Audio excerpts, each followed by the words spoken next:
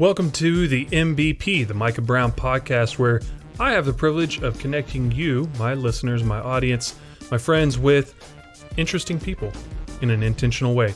I do that through two facets. One is I know that right now we tend to miss out on the relational aspect of being fellow human beings. A lot of times we'll address other people based on the statistics that they're mentioning or the facts that they're mentioning and miss the whole point is that we're two human beings interacting. So the way I approach that is through connecting with my guests first in a personal way. What obstacles have they overcome? What is their background like? What's their family like? What personal things are they engaged in right now so that you can better connect with them, relate with them, and understand where they're coming from? Maybe you have something in common. Who knows? We won't know until we ask, right? And then the second aspect of that is by getting into what interesting things are they doing. That could be in their professional life. That could be in something that they're just involved with outside of their typical 9-to-5 job. It could be any number of things. Maybe it's just something on a public stage. Nonetheless, those are the two sides of the same coin that make up a person, and I want to get into knowing more about each side of that person that I get to have on the show, get to interview. I really appreciate you listening right now. Make sure to subscribe so that you don't miss out on any great interviews that I have upcoming. And in addition to that, I want to thank you for supporting the podcast. If you want to continue to do so, you can. I'm going to have other ways coming up soon, but for now, by getting your free trial through audibletrial.com/MBP, not only will you be supporting the podcast, but that gives you an easy opportunity to look up some of the books that we've mentioned on previous episodes, maybe some of the guests have mentioned, and listen to those for free for 30 days. I would strongly recommend you keep it because it's actually a really great resource to have anytime that you're driving or just doing something, maybe lawn care outside of your own home. Who knows what it is? But it's a great resource to have. So again, audibletrial.com/MBP. And anytime you sign up for a free new account, that will support the podcast. So I thank you in advance for that. Finally, to some very specific people who have supported this podcast already. First, to Alvin Brown, who has helped set up this podcast, get it off the ground, get it going, and continues to support me behind the scenes. Second would be to the man, the myth, the legend, who has created our music that we now use on this show, Isaiah Cruz. Phenomenal musician, even more phenomenal human being. And last but not least, I want to thank you to the sponsorship that Thelma's Treats has offered to the Micah Brown podcast. Guys, listen, here's the thing. Here's how this went down. I saw an ice cream sandwich, and I thought that looks very delicious, and it's super hot here in Austin, Texas. So what did I do? Like a normal, sane human being, I bought the ice cream sandwich, ate it before I even made it to my car. I thought, that's amazing. I need more of that in my life. Reached out to Thelma's and just said, hey, y'all make a fantastic product. I want more. Is there anything I can do to help you guys out? They said, just get the word out. I can't tell you how easy it is for me to tell you about Thelma's Treats. If you need a good ice cream sandwich, if your kids need a good ice cream sandwich, if it's way too hot outside and you just need something to put a smile on your face, get yourself an ice cream sandwich. Treat yourself, as they say on Parks and Rec. That's all I got. Enjoy. On today's episode, I am interviewing Police Chief Greg Minton. Greg currently serves as the Chief of Police for the Leander Police Department. Greg was hired in 1995 as a reserve police officer and has spent his entire 22-year law enforcement career with the city of Leander. Over the past 22 years, Greg has promoted through the ranks, serving as corporal, sergeant, lieutenant, captain, assistant chief, and was appointed as the Chief of Police in 2012. While with the police department, Chief Minton has overseen many of the department's divisions and programs, including patrol, support services, criminal investigations, community services, animal services, the CALEA, which is the Commission on Accreditation for Law Enforcement program, the School Resource Officer program, which you'll hear about on this episode, Regional SWAT Team and Police Administration. Greg holds a Master Peace Officer's license and has earned an associate's degree from Austin Community College, as well as a bachelor's degree from Texas State University. Greg is a firm believer in service first and promoting community involvement with the police department. Here's something from Greg himself. Quote, "Two of my highest operational priorities are reducing crime and improving the quality of life for our citizens. I understand that building, cultivating, and maintaining the community's trust and developing community partnerships are the key elements in our crime reduction efforts, and I'm committed to the ideals of, quote, partnership-based policing, which can only be accomplished by developing close working relationships with our neighborhoods and businesses," end quote. In Chief Minton's recreational time, he enjoys driving his Jeep and camping with his wife of 22 years, that is Michelle, and their 2 children, Madison and Mason. Unfortunately, Greg is the only one without an M name as his first name. He also likes to watch Star Wars. You'll hear us get into that a little bit. We both enjoy Star Wars. So I hope you enjoy the show. Here we go. Chief Minton, I appreciate you taking the time out of your day to be on the Micah Brown podcast. How are you today? I'm doing outstanding. Thank you. Yes, sir. I know you said you've been out. Have y'all been able to take any sort of road trip vacations with your family? I know you're taking time on your Jeep and going camping and stuff like that is a big deal for y'all. So have y'all been able to do that despite quarantine and COVID stuff? Absolutely. Yeah, we just got back from a trip to Mustang Island. We just wanted to kind of get away Nice. before the virtual schools, I guess, start here pretty soon. And, Yeah. we've got one moving away, one kid moving away, one that's fixing to start his senior year. So we wanted to kind of get out and enjoy the beach a little bit, kind of get away from everything, go on a fishing trip. So we were able to bring in some nice trout, and I got a pretty good size Nice. Texas red. So that was my first time catching that. But it was, yeah, just kind of a vacation away from the big city, if you will, and just to kind of reset and get ready for Yeah. school year to start. So ironically, I have been to Mustang Island and I have caught some reds myself. So I know exactly that feeling of, especially when you're used to like perch and sunfish around here, tiny little things, and then all of a sudden you go down there and you catch a big red. You're like, what in the heck? This is awesome. Yeah, I've never fought something that big, if you will. It was about 36 inches, I think, 34 or 36 inches Dang. fish. It was pretty good size, but we've been catching trout, and then when that thing hit, my rod just started spinning, and I couldn't reel it, because it was taking off. And the guide we Yeah, had it's said, gone. let it go, and then do this and that. And he was kind of telling me what to do, and then but all of a sudden the pole felt like it was one of those little kids fishing poles. It just seemed like I couldn't get my Yep. hands on it. And finally, when we got it into the boat, it was it looks bigger always in the water, but once it comes out, it was pretty impressive. I've never had to fight a fish like that because I am used to perch and small things like that, so it was different. Yeah, perch that you can reel in with one hand, Yes. Get over here. You ain't surviving this. Come on. I fished off a pier. My friend Steven, his dad has a dock, and he's like, "Hey, I'm bored. You want to go fishing?" I was like, "Yeah, sure. Let's do it." And we're fishing, mostly catching. We caught some bass, which was cool down at Lake Travis.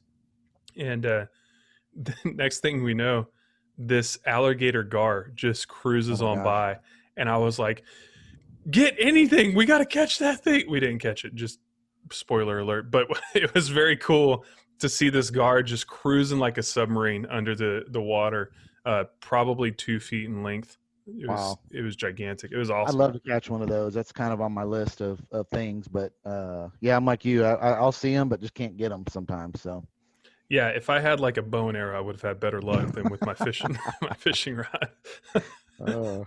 Man, well, again, I appreciate you being on here. Yes, sir. I kind of what we talked about off the recording is just the fact that relationships seem to be lost nowadays, and people aren't having, in my own words, a fruitful conversation about anything anymore, other than the people that they already were friends with and they already knew everything about or whatever. And so I really appreciate you having the willingness to step out and, I guess, with me, have a new friendship, new conversation. So thank you so much. I'd love to start.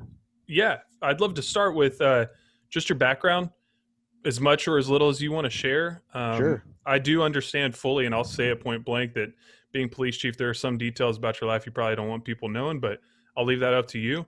And just give us some background of, I guess, your career, of your family, how you met your wife, kids, whatever. And Sure. I'll give you the floor. So my background. So basically, I was born in the Brownsville, Texas, and moved up here when I was in San Antonio. Actually, I grew up in San Antonio, Texas. pretty much all my life. San Antonio was definitely interesting because it was a lot larger city than where I'm currently working now in Leander. So nothing really exciting about my youth. I was a typical teenager. Had my fun with the police here and there, and I didn't really think police were my friends back then because they always seemed to catch me when I was doing something I wasn't supposed to be doing. So just like most The kids sting today, police. yeah, it's just police and but we had back even then in high school we had an officer that actually worked the school, and we did our fair share of skipping out and all that kind of good stuff, and had a lot of one-on-one conversations with that gentleman, and him trying to help bring us through life and doing things probably a little bit better than we should have. But kind of from there I went to community college down in San Antonio. My first I guess um, job that I was looking to do was become an architect. My kind of a little bit of history before that is I had my family's law enforcement right now. I've got a lot of family in law enforcement, but the kind of the bad spot was I had a grandfather in 1965 who was killed in a gunfight, who was a deputy sheriff with the Scurry County Sheriff's Office. And then I also had a cousin who was a trooper, David Rucker, who was killed in 1981, pretty much the same month as my granddad was killed, as far as 16 years apart. I mean, almost to the day. So that kind of put a damper on police work, and it was something that I've always kind of wanted to do. But my parents at that time, when you're 18, 19 years old, were just like, no, you're not doing that. You need to do something different. That's not a good job to get into. So I started to go to school for drafting in high school. I did it in high school, and I remember I actually won a state competition for a drawing that I did. But my drafting teacher told me, he goes, I don't know how you did it. You may have been the only entry in this whole thing, but you won this state division for your drafting project. He goes, I don't know how Wow. you did it. It's the worst project I've ever seen, and it really was. It was A lot of messy. confidence. Oh my gosh. And I was like, I didn't care what he had to say, but I was like, that was kind of the first sign of maybe this is not what I need to do. And he even said, maybe this isn't your line of work. So anyway, I've been wanting to do criminal justice for a while. And I wind up going to San Antonio College to take some drafting classes, which I did terrible in because it wasn't my interest. I had a lot of math in it with structural steel and engineering things. And I just really couldn't get my grasp. So I went over to a table where they had a recruiting event, and there was a Texas trooper there, and they were giving out applications to sign up to be a trooper. So I took an application, I took it home, left it in my car, and then my dad found it. And of course, he, got all upset about it, and he said, is this something you really want to do? And I said, yeah. And he goes, well, you need to just forget about it because it's not worth it. What it can do to you and your family in the future. Okay. So, like most kids, I rebelled a little bit, and I started taking criminal justice classes without my parents knowing. Didn't really show them my report cards, and so they finally found out that, hey, this kid's taking CJ classes, but he's making good. Imagine that. Yeah. Yeah, Imagine them finding out. I mean, who yeah. knew Just that parents would know? oh my gosh, they know everything, right? We think they're dumb, but they're not. And Not at all. anyway, so just started taking that and just started taking those classes and then transferring eventually to Texas State. And then I always say that once I got to Texas State, I was still a young man and didn't really learn lessons as far as I didn't realize that you didn't have to be in class. You just didn't have to show up. You just got a grade for, turning in your work. But I tell my kids that I made the dean's list there, which was the one that kicked me out because I had very poor grades. Once I went there, I was spending too That much time list. down at the beach. I mean, at the river. Yep. So wind up going back to ACC, getting my associates there, and then as a married man with kids, went back to school and was able to graduate at Texas State in 2009 with my bachelor's degree. Finally, it was more of a just you know a milestone just to kind of get it done. Also to just kind of probably show to my kids that it was that school's important and you need to finish what you started.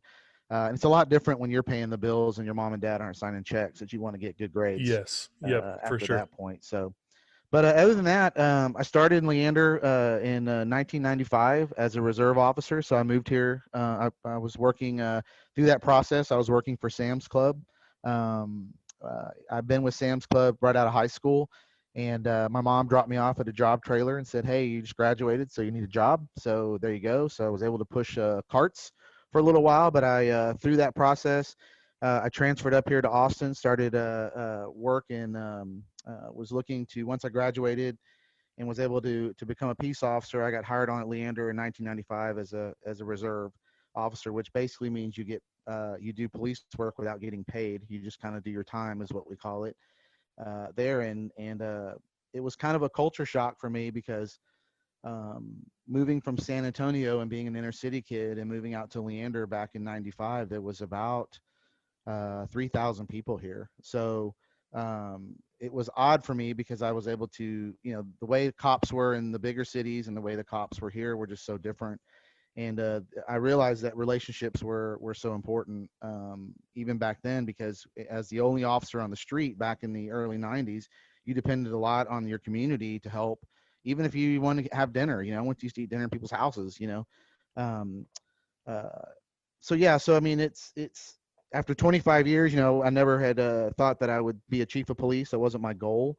It just kind of happened through just wanting to stay with the department and just grow with the department.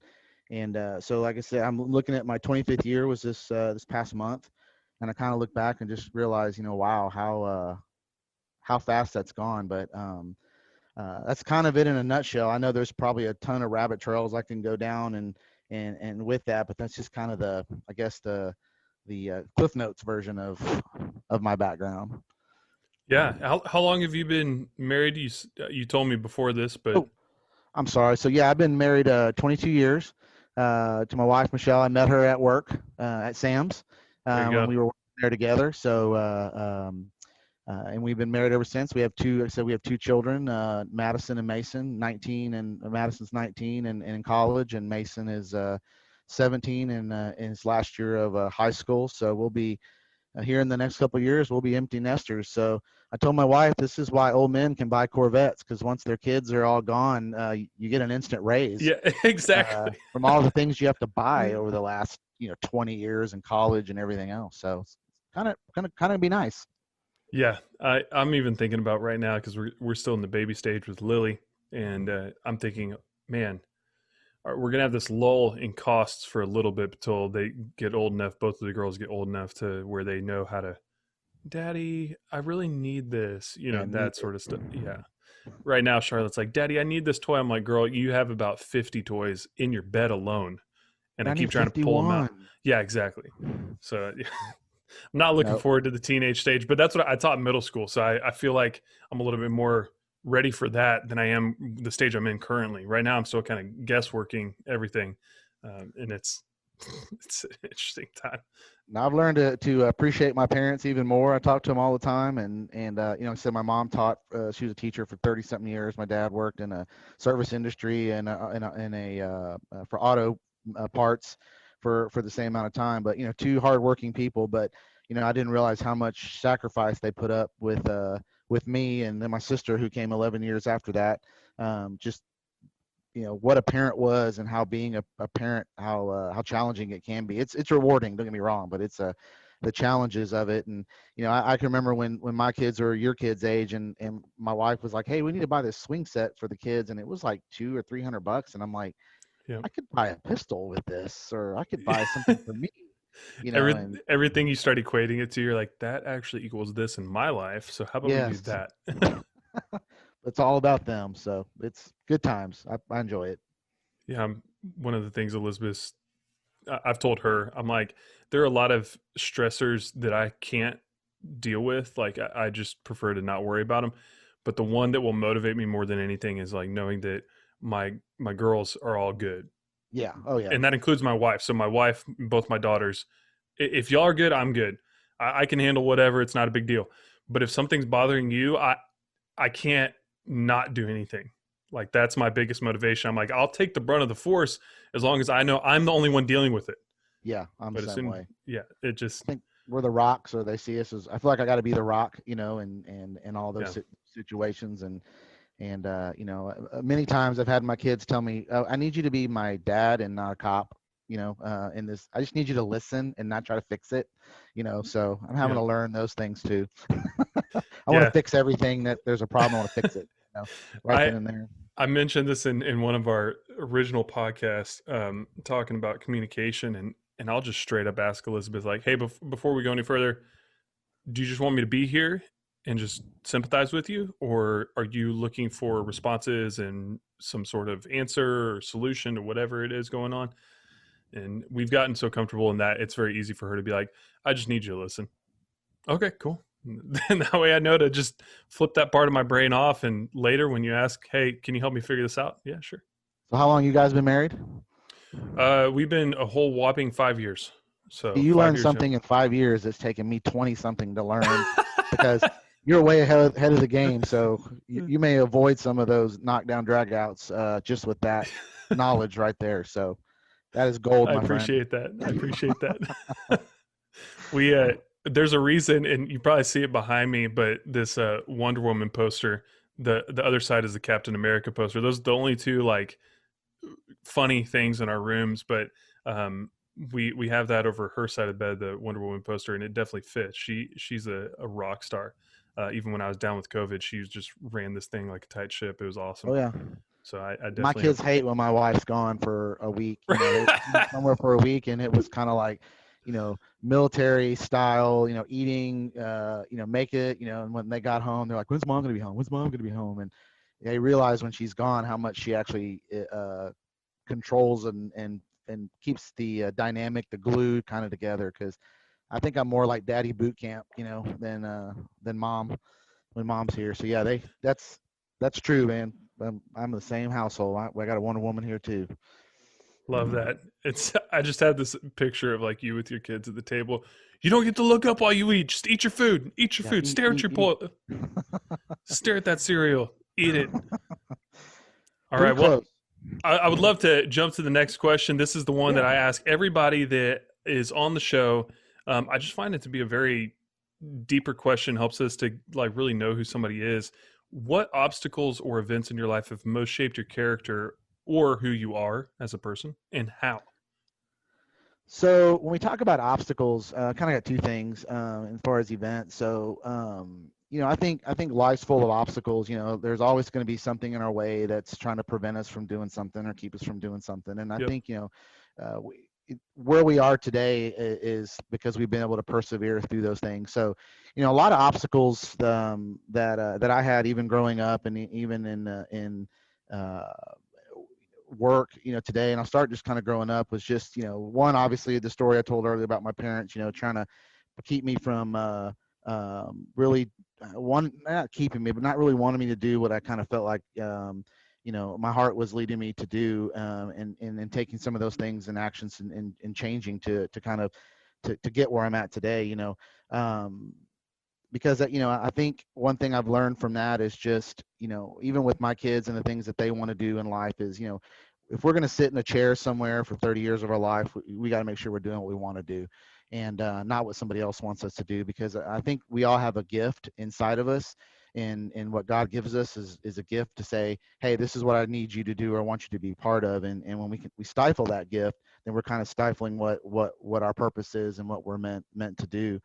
um, so I've been pretty lucky. I mean, I think like when there's probably been plenty of things in my life that I've wanted to do, and something came along and kind of changed that. But I think those are doors that open and doors that close for reasons. um, when we talk about events, I've had a few events in my personal career that kind of shaped some things. One, just growing up and being a young man in San Antonio, and just dealing with police officers there during that time.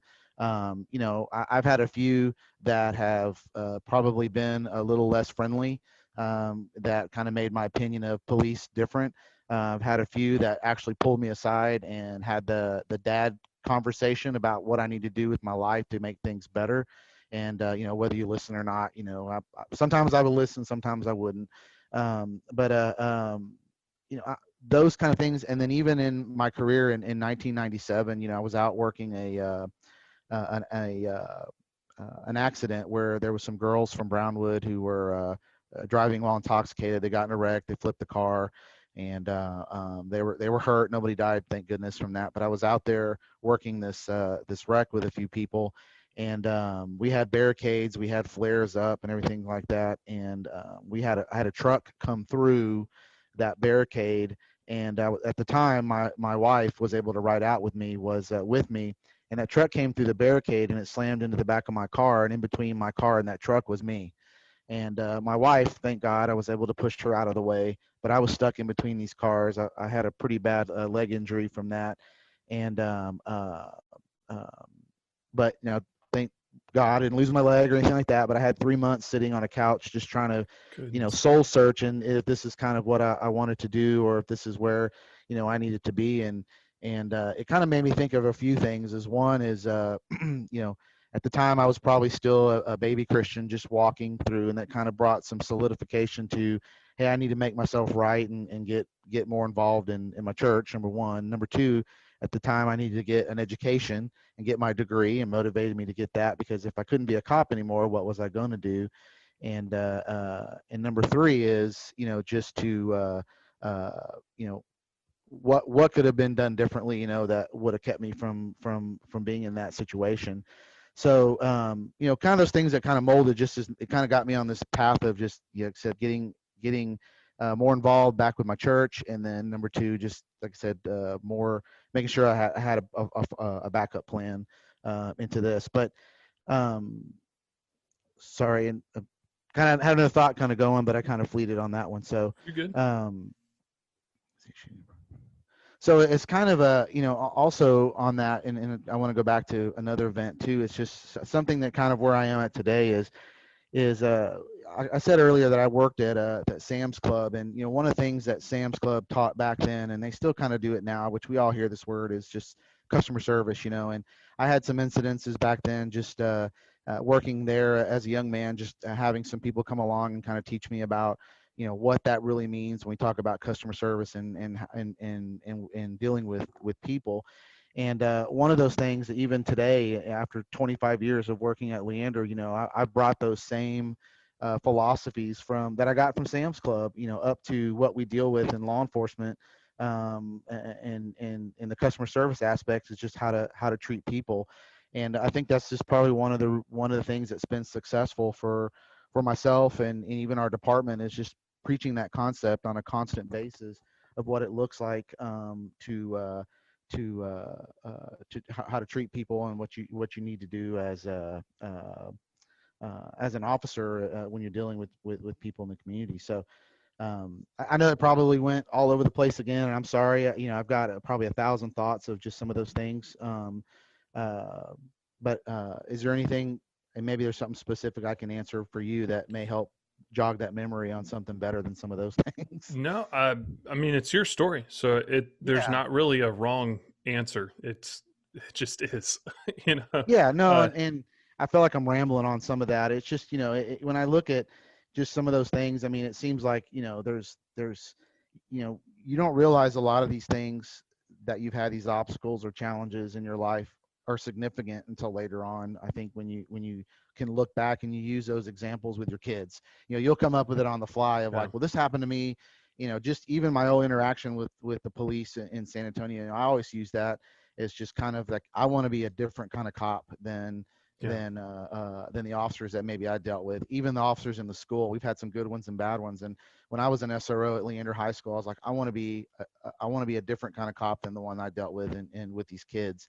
And unfortunately, with high school kids, you're not the cool guy anymore like you are in middle school and elementary. But because it's a little bit different relationship. But I wanted to I guess, not just be the officer that they see, but to be a person, like what we're doing this interview with, just a person that they could come to talk with, and if they had issues, to not be fearful of, but just see me as another guy, kind of thing. So yeah, yeah. With that car incident, the truck that yeah. pinned you.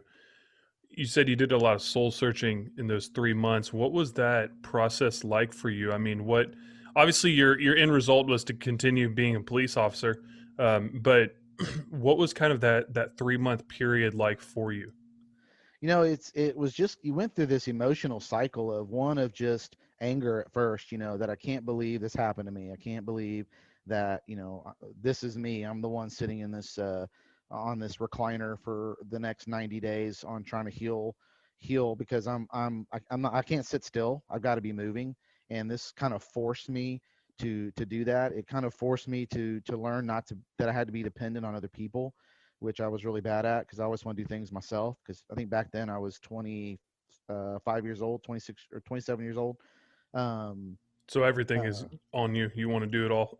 I want to do it by myself. I don't need your help. I don't want your help. I didn't, at the time, then my wife was my fiance, and she was having to care for me, and I couldn't stand it because I just wanted to do it myself. I was angry at God for putting me there in that situation. Putting me, in that chair, and I was kind of angry at the person that did it, even though it wasn't intentional. I know it was a total accident, that I was angry at him, and I just kind of went through this anger portion of it because here I was, just trying to start my career off, and now I'm already hurt. And what am I going to have to see? Because once they were saying when the swelling goes down, we can do MRIs and see if we're going to need to do surgery or what we're going to have to do. And my wife, who's always been my spiritual rock, was like, well, we need to pray about it. I'm like, what's that going to do?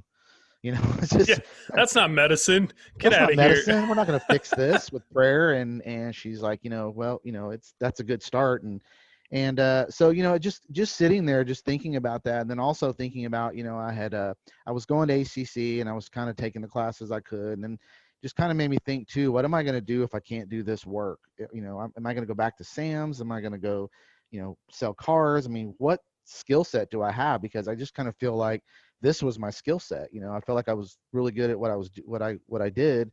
And then, you start thinking about people that are going to move past you and promote past you and things like that. So I think it just kind of brought it into perspective of just, going through that anger, then kind of acceptance, and then realization of, hey, I need to, what if I was killed right then how's this going to work with Michelle? And am I right with God and what I'm doing? I mean, I really was kind of went to church when it was convenient, which I always say that's Christmas and pretty Right. Easter, that's convenient. Biannually.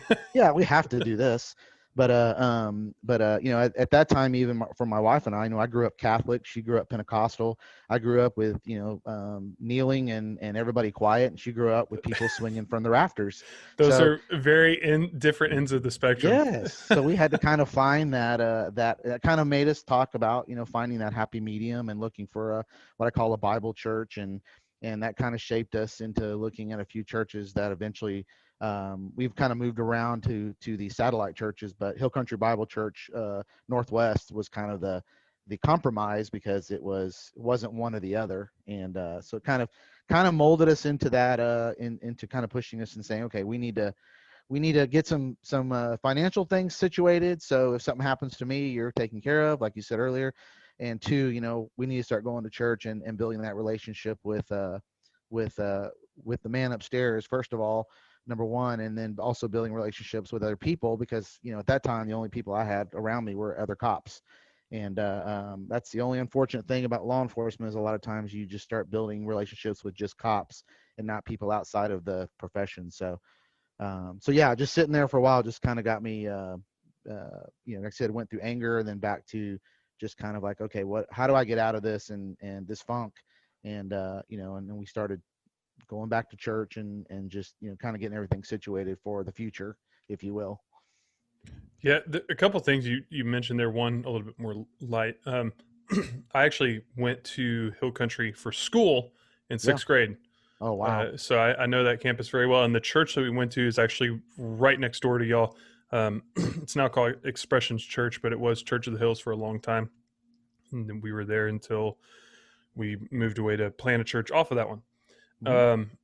Not my parents. We were just one of the original families. But anyway, the other thing you mentioned, and I think this can apply to a broader spectrum of people, so that's why I want to bring it up, is you said that usually in police force, all of your friends are other police officers. And I feel like that's not uncommon based on whatever your profession is. Yeah. It's usually kind of a proximity thing where who am I around every day? Who am I basically living life with? Because you're with them for so many hours, usually more than your own family sometimes. So it makes sense. But I guess just what are your thoughts on, like, what motivated you to think I need to have friends outside of the police force. What was that? Was that a So thought process, or oh I yeah, mean, okay, absolutely. And you know, this is something. There's a class that came out, which again I wish they would have had when I was an officer at the beginning of my career. It's called Emotional Survival for Law Enforcement, because right now we're, you know, going through my career, we didn't have peer support, we didn't have people you could talk to about, you know, some of the things you experience and things like that. And one of the things, you know, they talk about is the used to be cops, the guys that used to be, you know, they ask you, what are your hobbies, and you say camping and fishing and um, shooting and all these things. And yeah, they said, well, when's the last time you did that? And they're like, well, I used to go, I used to do these things. And it was like you call used to be's, because you don't do them anymore because law enforcement can be so consuming. But, you know, one of the things they tell you about is you got to get friends outside of that circle, because unfortunately you get a bunch of cops in the same room, and what do they talk about on their day off? Work. Everything's about work. This call, this and this and this. And they yep, never really get to yep. make that break away from, and again, like you said, this could be in any profession, but from the law enforcement perspective, you're always talking about that call or that situation. And then some of that can just be that constant negativity about some of the things you deal with. You know, it's either talking about admin, which now I'm admin, so you know, I guess they talk about us too. But in that class, they're like, you need to find people outside your circle to be able to talk about other things other than police work. So the next problem is when you start finding friends outside the circle, because you're the cop in the circle, everybody wants to tell you about their ticket or how they were picked on or how this officer did this or And they that. want to talk about your work. They want to So talk about your work, you you're know. trying to not talk about work, and they're Yeah, bringing it back up. but you know, it's funny because, you know, when we made this commitment to say, okay, we got to get some friends outside of work here, and that's even officers' wives, because officers' wives hang out with other officers' wives, and they talk about work too. Was like getting my kids involved in sports and getting my kids involved. Like my son, I got him into scouting, so we started venturing into the scouting world and venturing into the sports world. And then with church, you know, we did the one thing that cops hate to do, is sit around and talk about their feelings, right? Is get in life groups at church. So we got in some life groups at church and started cultivating relationships there, which now I've got a vast amount of friends that have nothing to do with work. And it's funny because we've already gone through all those questions about, well, have you ever done this? Have you ever shot somebody? Have you ever been in a pursuit? When's the craziest thing you've ever seen? You know, those kind of things. It's like, I really don't want to drudge up some of the worst things I've ever seen, you know, a group of church people, but we've gotten beyond those things. And now we just hang out. You know, the camping trip I just went on are with some friends that aren't cops at all. And it was nice because they know me. They've known me for so long. They don't even talk about it. They don't even bring it up. So Yeah, I think that's been important because I've been able to kind of detach from what I do at work and truly go on a vacation where I talk about fishing, we talk about our kids, and that's the common bond we have is kids, and just because all our kids are the same age. So I just think it's important to always have some friendships outside of what you do every day. But it's, you know, it's also good. I mean, I'm friends with all the chiefs in the area. Saying we go out to dinner, and we always vow we're not going to talk about work, and it always somehow comes back to work. But a lot of it's comparisons of like, hey, how are you handling this, or are you doing all right with this, or how do y'all do this? So it's a lot of networking as well. So I was gonna um, say it's probably more like the personal side of work. Like, how is work affecting you as a person? it is, because being a chief's different, you know, than being, you know, I always say you're a cop first and you're a chief second, because you're always a cop, but you're not a patrolman. So being a chief is kind of lonely because, you know, you really can't complain to anybody up because the next person up is your boss, and you really can't complain down because that's all your subordinates and your workers, and they don't want to hear you whine. So it's good to try to find people like other chiefs to be able to bench things off of and just say, hey, I'm struggling with this. How do you handle it? Even through all of this issues that we were dealing with COVID-19 and all the civil unrest, you know, all the chiefs called each other and just were like, hey, how's it going? How y'all doing? Is there something you need? And just kind of that moral support for one another, and to make sure, you know, nobody's, because a lot of times you're the only man standing up there, you know, having an answer for all these things. So it's kind of a tough place to be. That kind of reminds me of like a pastor at a church, you know, And of course, there's like the spiritual hierarchy, like, well, he can go to God, that kind of thing. But Yeah. I've heard the same exact verbiage used from pastors that I know where they say it's a really lonely place to be Yep. because everybody dumps everything on you, but then where do you go? Yep. If you have an issue, you don't go talk to your friend who's in community group because they see you as the pastor. So Yep. how are you supposed to? And luckily at our church, we have elders that all support each other. And there's three of them, and one of them is our head pastor, and they kind of did that intentionally because they wanted to support him. It's just one of the little facets. But I've heard that, and I have a lot of sympathy for leaders. I remember even when Obama got elected, one of the criticisms. This is related, so I'm not going out of I left got you. field into I got you. politics, but when Obama was elected, I remember people started criticizing him, saying, "Oh, he said he was going to pull the troops out, and now he's adding more troops in, and all that." And I said, I personally didn't vote for him, but like, I gotta cut him some slack. Like, who knows what he found out once he was in office? Who Exactly. knows what pressures he's under once he got into office? Like, show some compassion of maybe he found out some secret information that unless you're president, you just don't know about. Right. Right. And I've just had that mentality sense of like, you never know what like a CEO of a company is doing right now. I mean, Elizabeth works for Facebook, and we hear things on the news about how Mark Zuckerberg is the spawn of Satan in some Yeah. capacities, and then in other capacities, he's this awesome philanthropist who's doing these great deeds. And then I'm sitting there listening to his like town hall meetings, his weekly forums or whatever, and I'm like, he sounds like a normal guy. I don't Yeah. understand. Sure, maybe he makes some tough calls that people are really upset about. Welcome to being a CEO, Yeah. Yep. but yeah, I have a lot of sympathy for police chiefs as well. Like the issues that y'all are having to face right now are pretty tough, and we'll get to that in a minute. I'd love to Yeah. know who inspires you the most, and just how. It could be a quick answer, but just who inspires you when I Yeah. I offer that mean, question. one of the things, I mean, that still inspires me are my parents for one. Both of them, like I said, were hardworking individuals. They didn't let anything get in their way. When there was an issue, they'd work around it. My mom worked in the school district for 30 plus years and just giving, and she worked in, I guess they call them Title I schools now.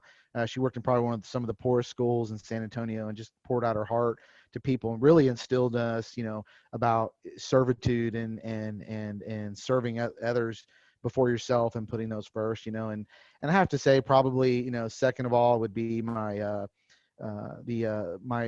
chief previous to me and my assistant chief previous to me were two gentlemen who worked for the Texas Department of Public Safety, both worked for the Ranger Division, put long prestigious careers in with DPS, but they kind of inspired and took me and put me under their wing and taught me a lot of life lessons about, that got me to the position I'm in today.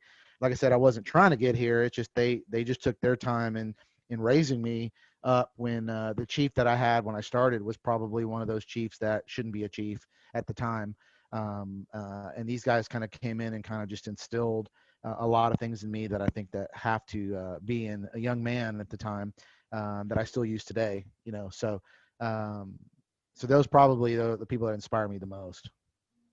That's Still incredible. inspire me because I still talk to them. So all of them. Yeah. Whenever the person who first asked me the question of what obstacles or events in your life has most shaped you, I mentioned just being raised by my parents because they're two sides of the same coin. One is about the knowledge of the Bible, the other is the application of the Bible, and one's about Yeah. being a man and being responsible and how to be a man of your word. If you say you're going to do something, do it. And then my mom is the one who's like, here's how you build relationships, here's how you talk with people, that sort of thing. So I can definitely resonate with that. That's awesome. This next question is by nature morbid, but it's something that I've always been interested in for myself as a guiding light, a guidepost. If you died tomorrow, what do you hope people say about you when you're gone? So if you could somehow write the speech or I can't remember what it's called, but whenever somebody gets up into eulogy, if you could write the eulogy for yourself, what do you wish that people would say about you? Yeah, so it's funny. We always joke about this when we hear a eulogy. It's like they always say the good things, right, about somebody, and Yep. never tell you the crazy stuff about them and stuff. But I would hope, one thing that I went to a training class. Oh gosh, it was probably 10 years ago that talked about legacy, right? Never really thought about my legacy or what would my legacy be if something happens, and I look at kind of different as personal and professional. So, and they intertwine a little bit as well, but I hope that, personally, as far as if I died tomorrow, that, that my friends and family saw that I was a caring individual, that I had a heart to serve, and that I was a good man, that was a provider for my family, and that I raised, my kids to be, productive citizens, and as far as in even professionally, it's just that, because I'm at the 25th year. I don't know. I mean, 30 years is usually where cops retire. So, I started thinking about that even more the other day. You know, I want people to look back and just say, hey, he did a great thing. He brought this agency up to to the best that it's ever been in the community. That he, was a man that built bridges and not built walls. That if there was a wall, he climbed over it to try to mend those things. So, I personally, inside of me, I take a lot of things personal, even when there's attacks in our department for certain things that aren't true. And I try to fix them. That's probably like we talked about earlier. But, I just want people to look back and just kind of say, he did the best he could with what he had, but he cared in the end, because I've got, of course I love my family, and I've got, 80 people at my building that I can't say that all of them probably like me. There's probably a few but I just want them to feel like, hey, we may not like what he does or decision that he makes, but he was fair about what he did, and he truly cared about us, and he cared about our families as well. So that's kind of what I hope, people can look back and see that, that the department is a better place. And it scares me because, you always think you can do it the best. And, at some point I got to hand those keys over to somebody else. And I don't want to look back 5 years and see a department that's going backwards. You know what I mean? Yeah. So I just, I don't know. I just hope people just look back and just say, hey, he was, like people want to be called the best president ever. When you hear that, is I hope they look back and say he's one of the best chiefs we've ever had. Yeah. That's great. Especially the part about being fair, because even as we were just talking about being in a leadership role, you're stuck between deciding between two just terrible options sometimes, Yeah. or two great options. But the problem is people they cling on to one really great option or the other. So if you pick one, you're automatically, like, I don't know, dismissing those that were on board with the other option. So that's tough. But I do appreciate the fact that you're like, I just hope they remember that I was fair. At least that's what Yeah. I'm aiming for. Well, I think that's just key, because it's, there's, like you said, we all have personal opinions on how we feel about certain things, but, being able to look at something objectively and say, okay, even though I feel this way, my opinion's pulling me to this, but the right thing to do is this. I always tell my officers, I tell my kids, sometimes it's hard to do the hard right, and that's going the direction that you should go, because you have the power, or you have the authority as a parent or an officer to do this. The right thing to do is to do this. And even though it may not be the most popular, or you may not want to do that because your soul is telling you, I really want to do this, you need to take that path. And I think that's the hardest thing to do, but that comes back to that fairness, is it's the right thing to do. Oh yeah. One of one of the best compliments that my dad never gave me, he told my wife, not me, it was that on our wedding day, he told Elizabeth, he was like, I can't remember the exact words, of course, but he said, one thing I know about Micah is that when the chips are down, he makes the right call. Yeah. And what we've had to deal with recently is, what about when the chips aren't down? Like, it's not as clear to me and my personality and the way my brain works which way we're supposed to go. It's like, oh, now we're comfortable. What do we do? I have no idea. I Yeah. don't Yeah. know what we're supposed to be doing. So that's been a very interesting navigation for us as a family, because that's actually what led me to doing the podcast. Elizabeth said, you've made sacrifices for our family. Do something you want to do. I'm Yeah. like, I don't know what I want to do. Yeah. It's much easier to know what I have to do. So again, I feel you. I feel you on Yeah, those it's decision making. all through, my career. I always say I've been given orders to do things, and even to the point of when I wake up, I wear the same clothes every day. I go to Yep. there's a uniform, and when I'm off for a week, I'm like, what do I do? I got to find clothes to last for 5 days because I'm used to wearing a blue polyester uniform every single day. And then you become the chief, and now it's opposite because no one's really giving you orders. You're having to give them. And you're Yep. kind of like you said, when things are going good, it's like, I'm used to dealing with chaos and trauma. And it's like I work real well into those kind of things because it's like getting things done. But when everything's running smooth, it's like you said, you're kind of like, what do we do? How do we make it better? What now? Yeah, it's easier when there's something crazy going on. Like you said, the chips are down. Yeah. So a little bit lighter question here, but equally as important as all the other ones we'll get to. I saw on your Facebook that clearly a Star Wars fan you are, and if I could do Oh my a gosh. Yoda accent, I would have done it there, but that's not one that I've mastered yet. And now I told you I wouldn't be roasting you in this interview, but I have to Yep. know of the 3 segments of the Star Wars saga, the original three, episodes 1 through 3, and I guess the Disney trilogy with Rey. Which three are your least favorite? Let's get some dissension among the Okay. audience here. Which ones are the least favorite of yours and why? So when I saw that question, what came to mind like real quick was, and this is actually going to kind of intermix the two, but when the Phantom Menace came out, awesome movie. Darth Maul, oh my gosh, this guy was awesome. And then they had to kill it with Jar Jar Binks. Me some want me some be some stuff, whatever he said. That was the killer in that show, was having it. And I know the Wait. purpose. So you're saying that Jar Jar Binks was the Phantom Menace, Yeah, I the think he was more than secret? just a Phantom's menace. I think he was. Yeah, he shouldn't have even been in the movie. I have a hard time even choking that down watching that when his scenes come on, because it's like, I know this is supposed to be more for kids and adults, but it's like, come on, what is this Yep. guy? He's like this sidekick that nobody wants around. And so yeah, so Jar Jar is not my favorite person. And when you tell people Jar Jar is not your favorite person, guess what you get? A lot of I got a lot of Hate. T-shirts, and Oh well, yeah. no, I Oh got yeah. Oh T-shirts and yeah.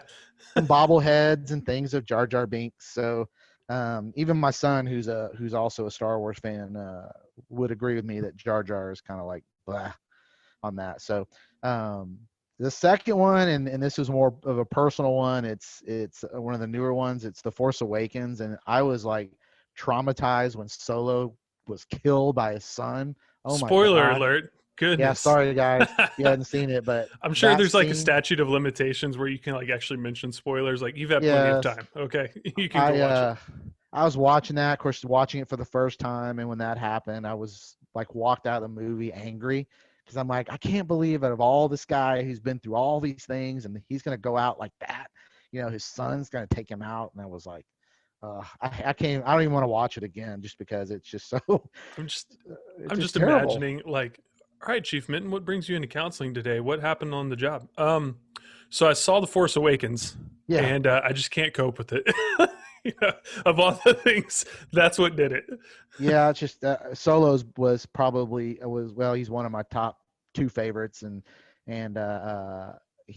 It just, I don't know. To me, he should have went out in a starfighter battle or some explosion or something. Oh Not yeah, not that something scene, but honorable. Yeah, yeah. But I blame it on Disney, right? Um, yeah. and then the other one kind of goes back was Revenge of the Sith. So that's kind of when that whole, you kind of see the Anakin turn, and that was just kind of like, there was so many things that just, I know how the movie, it's like watching the Alamo. You know how it's going to end. No matter what you do, it's not going to change. And you kind of see the path of where Anakin's going, and him changing, and just the miscommunication and how he's being tricked, and that kind of starts the whole Vader thing. But yeah, that was probably the other one. And it's not really, that's not my least favorite. I actually enjoy it. It's just I hate, because that's where it all starts, the change Yeah, of Anakin going over. So, he should have but just stayed a pod car, or what is it? pod Pod racer, racer. yeah. Yeah. But no, I'm a huge fan. That's it's funny because I use a lot of quotes from the older movies that my 20 something year old officers have no idea. Like I had one of them. We did the Chewbacca roar, and they looked at us like we're crazy. And we talked about the Millennium Falcon, and they're like, "What is that?" And I'm like, "You need to go home and watch these movies so you get my jokes." Um, Your uh, orders for today are to yes, go watch watch those. the movies. But no, I remember when it came out, my mom, who was a teacher, let me skip school and got me in to see it. We stood in a line that was wrapped around the theater, and I remember just watching it for the first time. And just when they all came out, it was just one of those just crazy times, and it was so much fun because it was just, we watched it. I think I watched the A New Hope 7 times, and now it's on DVD or Blu-ray, whatever you want to call it now. And Streaming. Now it's streaming streaming, yeah, I'm on sorry, Disney I'm Plus. dating myself. You can watch them You got to all day catch up. long. Yeah, I need to, but I still enjoy them. The right now we're watching The Mandalorian, and I love Boba Fett. I That's think that fantastic. was the one guy that you didn't get to see a whole lot of, and I just love the whole story of the Mandalorians, and so I think that's great. I haven't really got into the cartoons yet, the Clone Wars. Um, uh, uh, my sons watch those, and I guess I just haven't really committed to those, but I'm hoping there's a lot more that comes out. Um, you know, uh, I think it's just neat. Rogue One was cool to kind of see the before and kind of learn. Even Solo, that was kind of a weird movie, but at least you kind of got to see where he came from and kind of his Yeah. background and how all that happened. So I it's completely neat. agree about Solo. It Yeah, wasn't my favorite movie, but like I was okay with it. yeah. Just kind of get the backstory of some of these people, because you can read the books, and I'm not a big book reader, but I tried to read some of those, and they're just really, really detailed. And so I just depend on the movies to give me the facts. So I was glad Solo came out just for that reason, just so you can figure out where did this guy come from, kind of thing. So yeah, I I, love it. I've got a whole office full of Star Wars stuff. I love kind of world building type of series like that where I would clump together like Star Wars. Of course, everybody has their own opinions, sure, but Star Wars, Lord of the Rings, and even the Harry Potter series, all Yeah. three of those create these worlds that allow you to step outside of your reality for a little bit and just kind of set your reality aside. And if Yes. you'll allow yourself, you can go on the adventure too. And for me personally, I feel like some video games are that way where you can interact within the story. Oh yeah. Even some games are designed to where based on your choices, it'll affect the gameplay. Yeah. And so I love things like that because especially right now when reality just sucks, Oh yeah. honestly, and Yeah. you're stuck inside, you're stuck in quarantine or whatever, or you're not technically in quarantine in your house, but you're out, but you have to follow these rules and you're trying to stay safe for other people. So yeah, getting to escape reality for a little bit is really nice. No, I think that's key. And those movies, spawn so many other different types of things. But yeah, I think just that, like you said, just kind of getting out of your everyday routine and like being like part of that. I mean, it's funny because even with Star Wars, you've got people who will get in arguments over rebellion versus empire. Yep. Literally like, oh, I saw you had a rebellion sticker. I'm not talking to you. It's like, what? Yep. You got the imperial, and we've even had these long debates, about, well, the imperial, yeah, are they really the bad guys? I mean, are they the government, and the rebellion is the terrorist? I mean, it's like all these like deep conversations. You're just like, it's a Yeah. movie. But yeah, you're right. Just kind of, you can kind of watch it and just go into these other worlds, and Harry Potter is a great example, and I just don't know of any other movies like that, Lord of the Rings, that have been so generational changing, because like I said, there's a lot of people that haven't even watched any of those movies you're talking about. So that's how you aged yourself, because you're Yeah. going to talk about something about, hey, my precious, and they're going to look at you like, what are you calling me? Are you on Like, drugs, no. man? What, Yeah, what the what's your heck? problem? Yeah. I'm gonna call police on you because you are Yeah. definitely high. Yeah, the most recent it hasn't been become a TV show or a movie. It keeps getting dropped for whatever reason. Like they can't come to terms about budget and whatever. Is the Dark Tower series Yeah, from Stephen King? Have you read that? I haven't read it, but I've heard about it. Oh my gosh! If you like Star Wars and especially like it has references to other like world building stories like we've discussed, but I definitely recommend I think 7 book series and they're thick books, but like it's an adventure. And I definitely recommend that to anybody. It'll take you a few years to finish it, but Finish it it's out. Well, good and it's do what?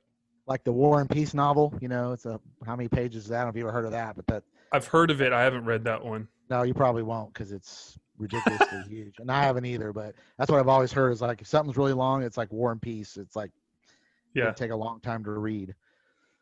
Well, I'd love to kind of shift gears into just professional and to kind of kick things off as kind of succinctly as you can put it. What does a typical day in your profession look like? Whether that's if you want to address it as like police officer or police chief, Yeah. whatever that may look like, So just to give the audience an understanding of like what do you go through on a typical basis? yeah, so a typical day for either or. I'll just start with the police chief. Is one of the things we do, just like any Monday or any other day, is it's kind of coming in and just doing getting information on the night before, looking at calls for service that kind of happened, looking to see if there's any concerns or issues that may come up on certain calls. Obviously, there's some calls that are more media focused than others. A typical car burglary is probably not as media focused as maybe an assault or a fatality wreck or something like that may have come up.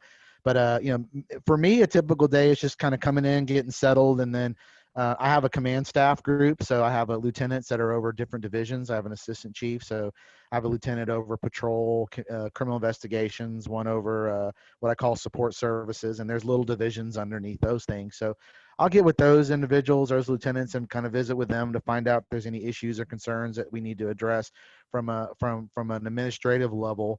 And then underneath there are different supervisors. So the interesting thing about a typical day for a chief is it's a lot more administrative work than an average patrol officer who comes on shift. So everything that I do, I have to look at it from like I say like a 20 or 30,000 foot level, everything from a top, because it's more about driving and moving the ship into a direction and planning.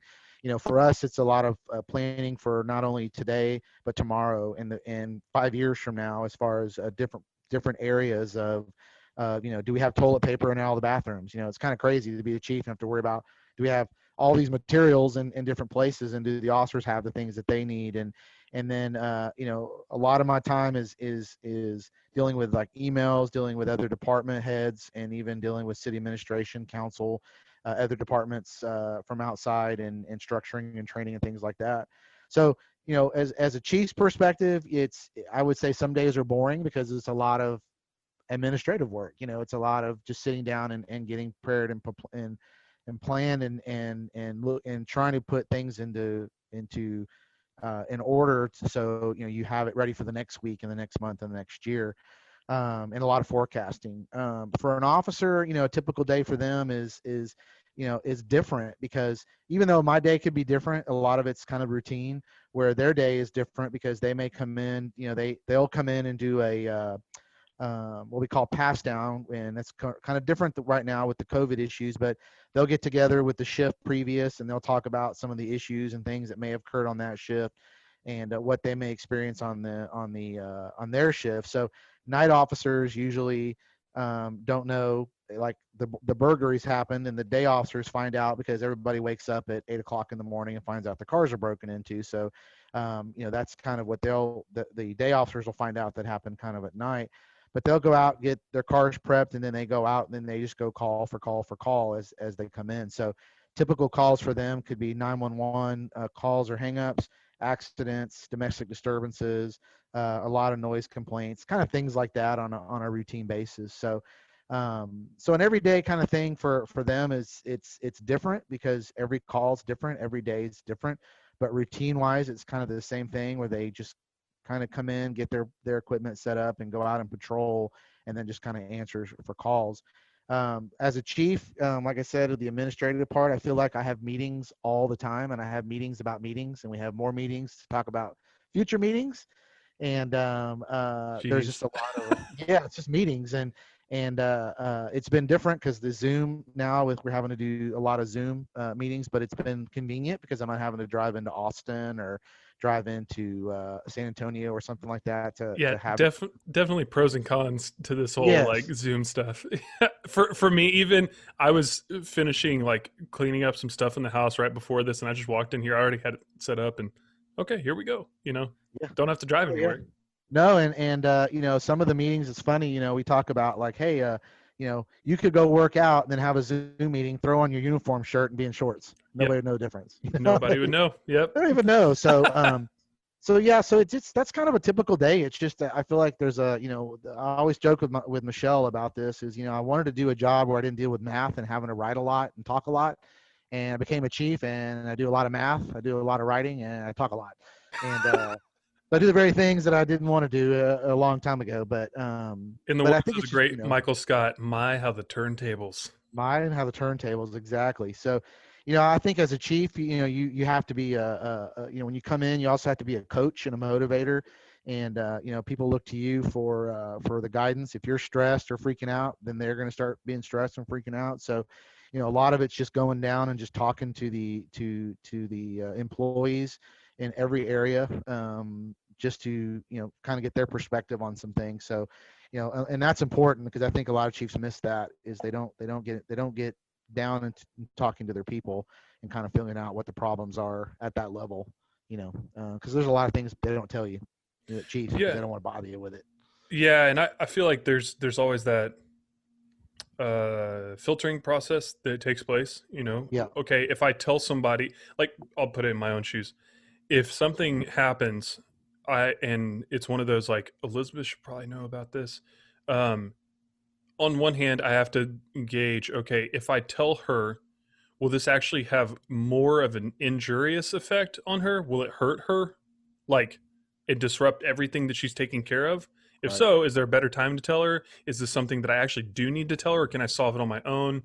That sort of thing. So I feel like from a police chief's perspective, it's kind of the same thing in that, okay, they've already got enough stresses that they're dealing with, or maybe this officer just went to a fatal car crash. Okay, he's juggling a lot. I don't necessarily want to throw this off on him now and just add to his plate. That's not cool. So there's that juggling that you're having to do. And then I guess even for like if you're thinking of Chief Brian Manley, he's probably dealing with so much because of like Sure. protests that are happening in downtown that he doesn't have a lot of time to go talk to each of his officers and see how they're doing.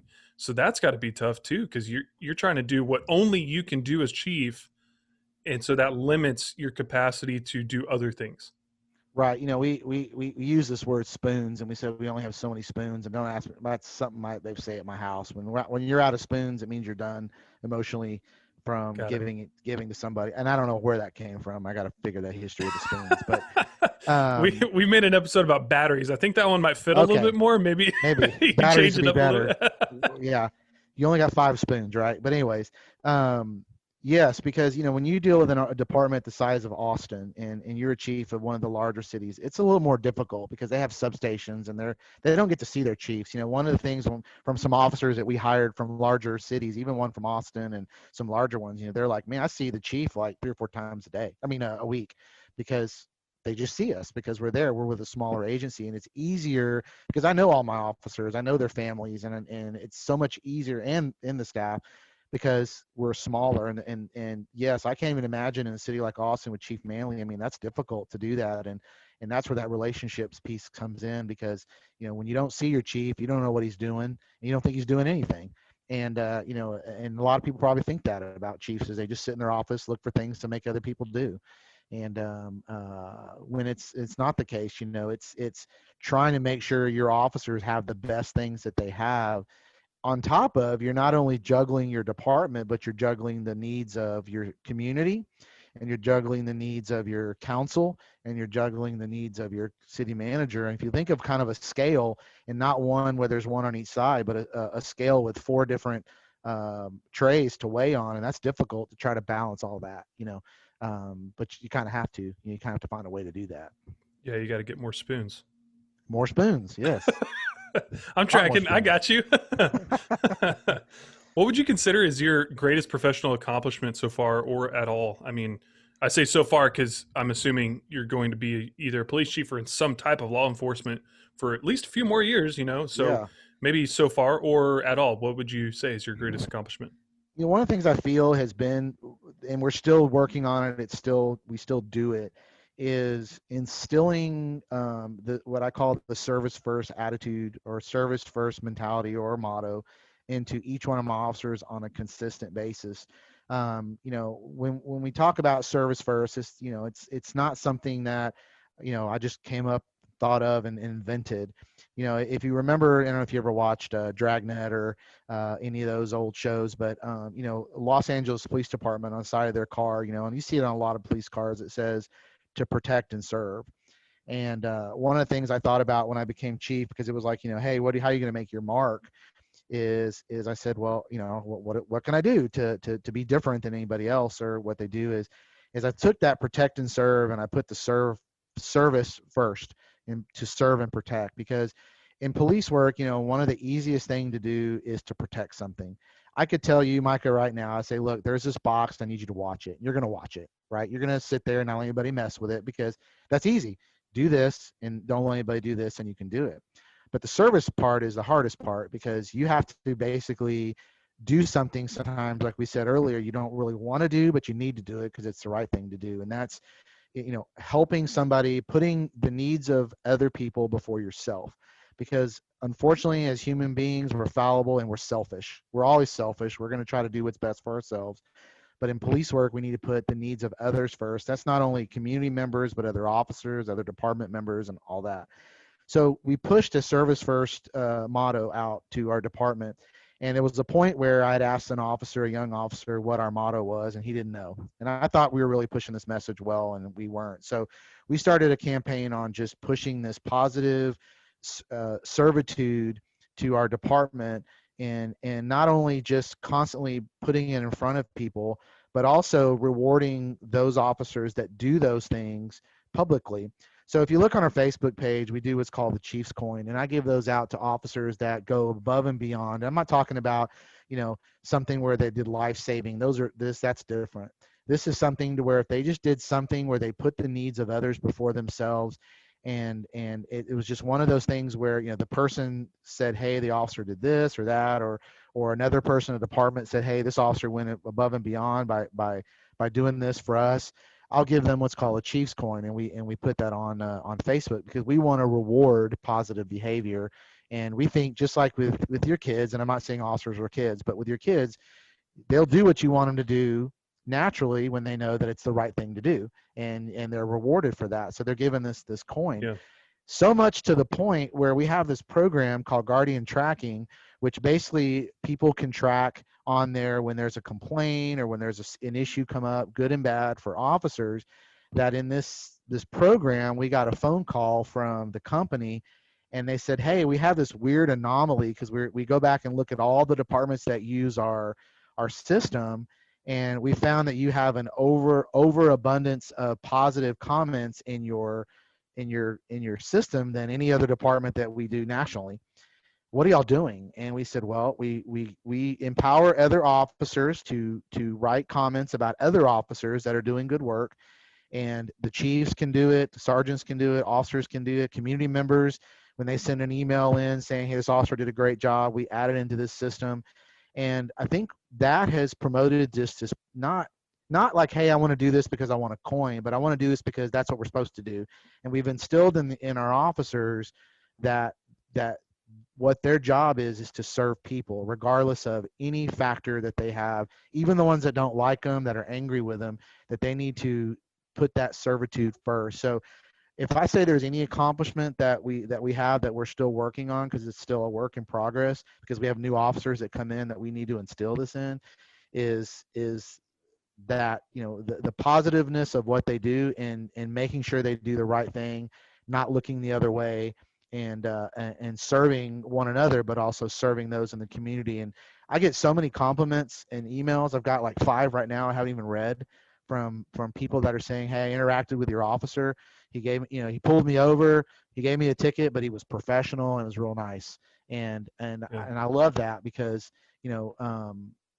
it shows me that they're doing what they're supposed to be doing and what we're preaching on a constant basis. We all have bad days, and I'll have a guy that says something dumb or does something dumb, and we have to address that, and we'll fix it.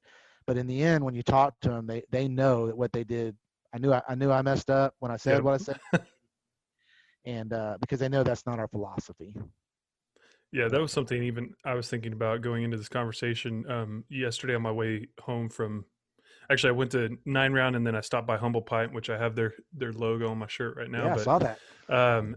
good place if you haven't been there. It's pretty fantastic. Just opened not too long ago. But on my way home, driving down Hero Way West, and there's always police officers stopped. Like they're in there's like a random driveway that goes to nothing in this Right. like field, and there were two sitting there in the typical police car fashion where they're angled With different the directions door? talking. Yeah.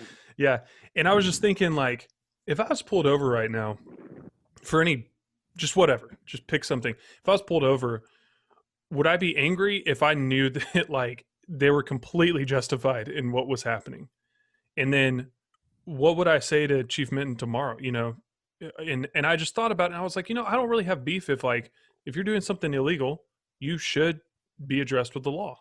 Yeah. That's factually just how we keep society in an organized fashion is you Right. have the boundaries and you maintain them. To me, it's like a classroom. I have expectations and I keep them clear and consistent. And then surprisingly, relationship thrives. So to me, I was like, okay, if a police officer pulls me over right now and I'm speeding even 3 miles per hour over, now is that worth his time? I don't know. It's 3 miles per hour over. Maybe you'll have certain limits where you're like, it's up to your discretion. But I wouldn't have beef with him if he gave me a ticket. I Right. was in the wrong. Now, if that officer, like you said, says something sideways and I'm like, I'm sorry, you can do Yeah. your job and not be a jerk. It's a possible thing. If I'm giving you lip, then sure. And then I brought it on myself. But anyway, I was just thinking about that. And as you're talking, I actually did have an encounter pretty neutral. He's actually a pretty cool guy. I don't have no idea what his name is. He pulled in I live right across the street from Baghdad Elementary. Okay. Yeah. And I've never seen a cop pull into this little area by the trash cans, and he was facing my house, and he had been sitting there for a while, and I had the AC guy out because our AC broke, and so I just had this kind of weird, like, well, I did call the cops on somebody on 4th of July because they were setting fireworks off in the elementary school like yard area. Oh wow. And I was like, okay, it's one thing on your own driveway. If you get caught, you get caught. I'm not going to call the cops on you. That's just kind of your own fault if people get caught on it or whatever. But you're literally lighting fires in the yard that is just brown of a school. So I called the police and they were like, we're very overwhelmed right now. I'm like, doesn't surprise me. We're very overwhelmed. We only have so many officers. If we can get somebody out there, we will. So I thought, you know what? This guy's pulled over. I'm gonna walk over there and just ask him like how his day's going. If anybody ever checked this thing out, there's still a bunch of fire. I think even right now there's still trash out there. And the thing we connected over was he had the same lunchbox. He's got one of these like meal prep lunch boxes with all the Tupperware and all that you can put in it. And I just remember once we kind of broke the ice, at first he was kind of just very black and white, point blank, just, nope, I'm just sitting here for another call. That's what's going on. Started talking about the lunchbox and he's like, oh yeah, man, this thing makes life a lot easier for me. And it was just all of a sudden I got this feeling of, okay, at least this police officer is interested in doing his job and is not opposed to talking to just a normal average guy walking up to his car. So I do appreciate what you're doing because I've kind of felt the ripple effects of that. And I do, like I said, I appreciate that. I'd love to give you the floor. I know we're getting close to the end of everything, but we're kind of getting to unfortunately the meat of what this conversation could be from a professional side of things. Yeah. Although the intention was to connect with you on just a personal, like Greg Minton is his own person outside of being police chief Minton, Absolutely. I'd love to just give you the floor. We have some other specific questions, but just in general, how are you feeling about and handling the current climate that's been created by society for police? I know that, just to give some context, even when I talked with Alvin and Kevon on what ended up unintentionally being 3 episodes worth of content, there's always a spectrum of responses to literally any situation. And unfortunately, in the media, they're going to pick the 2 polar opposite ends to highlight and promote, and because it gets attention. Right. I fully understand that the majority of people tend to fall in between those 2 poles. So I would love to know, just from your perspective, how do you feel about all of that happening right now? When there's significant points in your law enforcement career that stand out the most when you have situations like this. The Rodney King situation, 9/11. And this one that happened to in Minneapolis with Mr. Floyd. It's tough because it's so when you love what you do and the profession you do, and your officers personally, and how your department is, to see your department attacked to the point where it's like, the acronym you see, ACAB, all cops are bad. That one it still frustrates me, because we know not all cops are bad. And this was tough, just because you know I've dealt with some of these situations already through my career, where there's been this up and down for the police. But some of my young guys haven't, and some of them were kind of like soul searching, like, do I need to do this job? Do I need to be, everybody hates this kind of thing. And I'm like, look, it's not everybody. There's a percentage of individuals that'll never like the police or don't understand the police.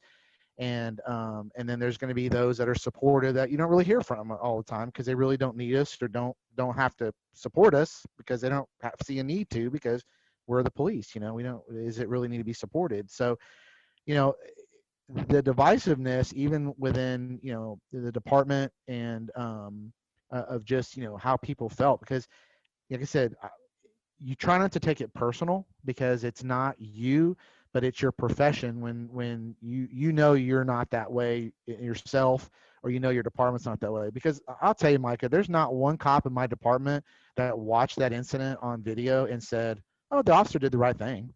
He was just trying to arrest the guy." Nobody said that.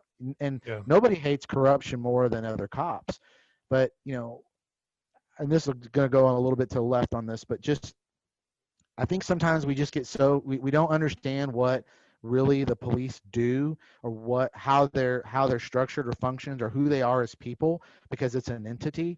Because we watch TV shows and movies about what things happen in police work and law enforcement, and we get this perspective of it when it's totally off the mark. My wife hates when I watch cop shows with them, because I pick out all the stuff that's dumb, and and they hate that, and they only want to watch them with me.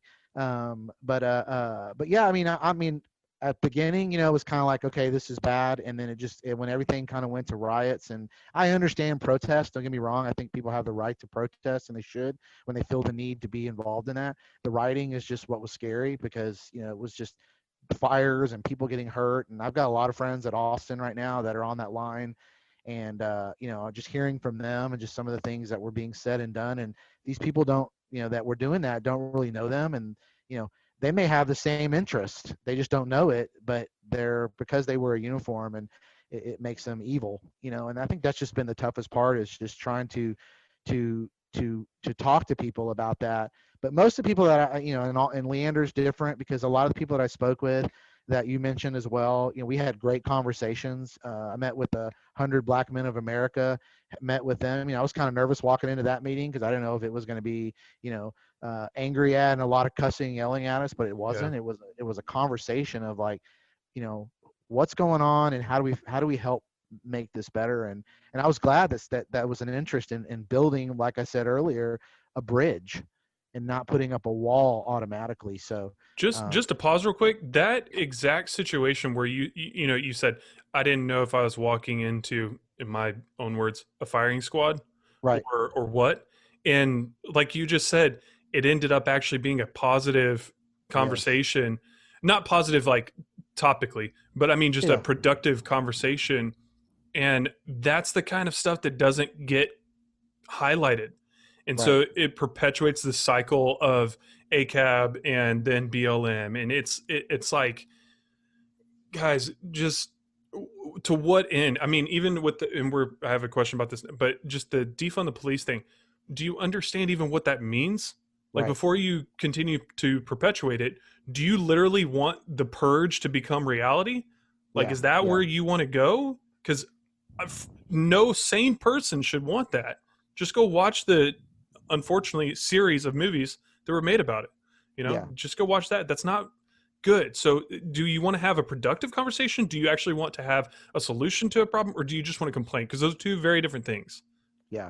Oh no, and you know, and I'll talk about. I know defunding was one, but you know, just the ACAB. You know, you know, it's my kids. They're on all the apps, the social media apps, and a lot of their friends who don't really know what's going on would say some stuff. And my daughter, who is, you know, like me, like would confront them and say, "So you think all cops are bad?" And their friends were like, "Yes." Well, do you know my dad? Well, yeah. Do you think he's bad? Well, no, not your dad. He's a nice guy. You know, so not all of them are bad. And they're like, and what about this guy that you know from church that's a cop? Well, he's cool.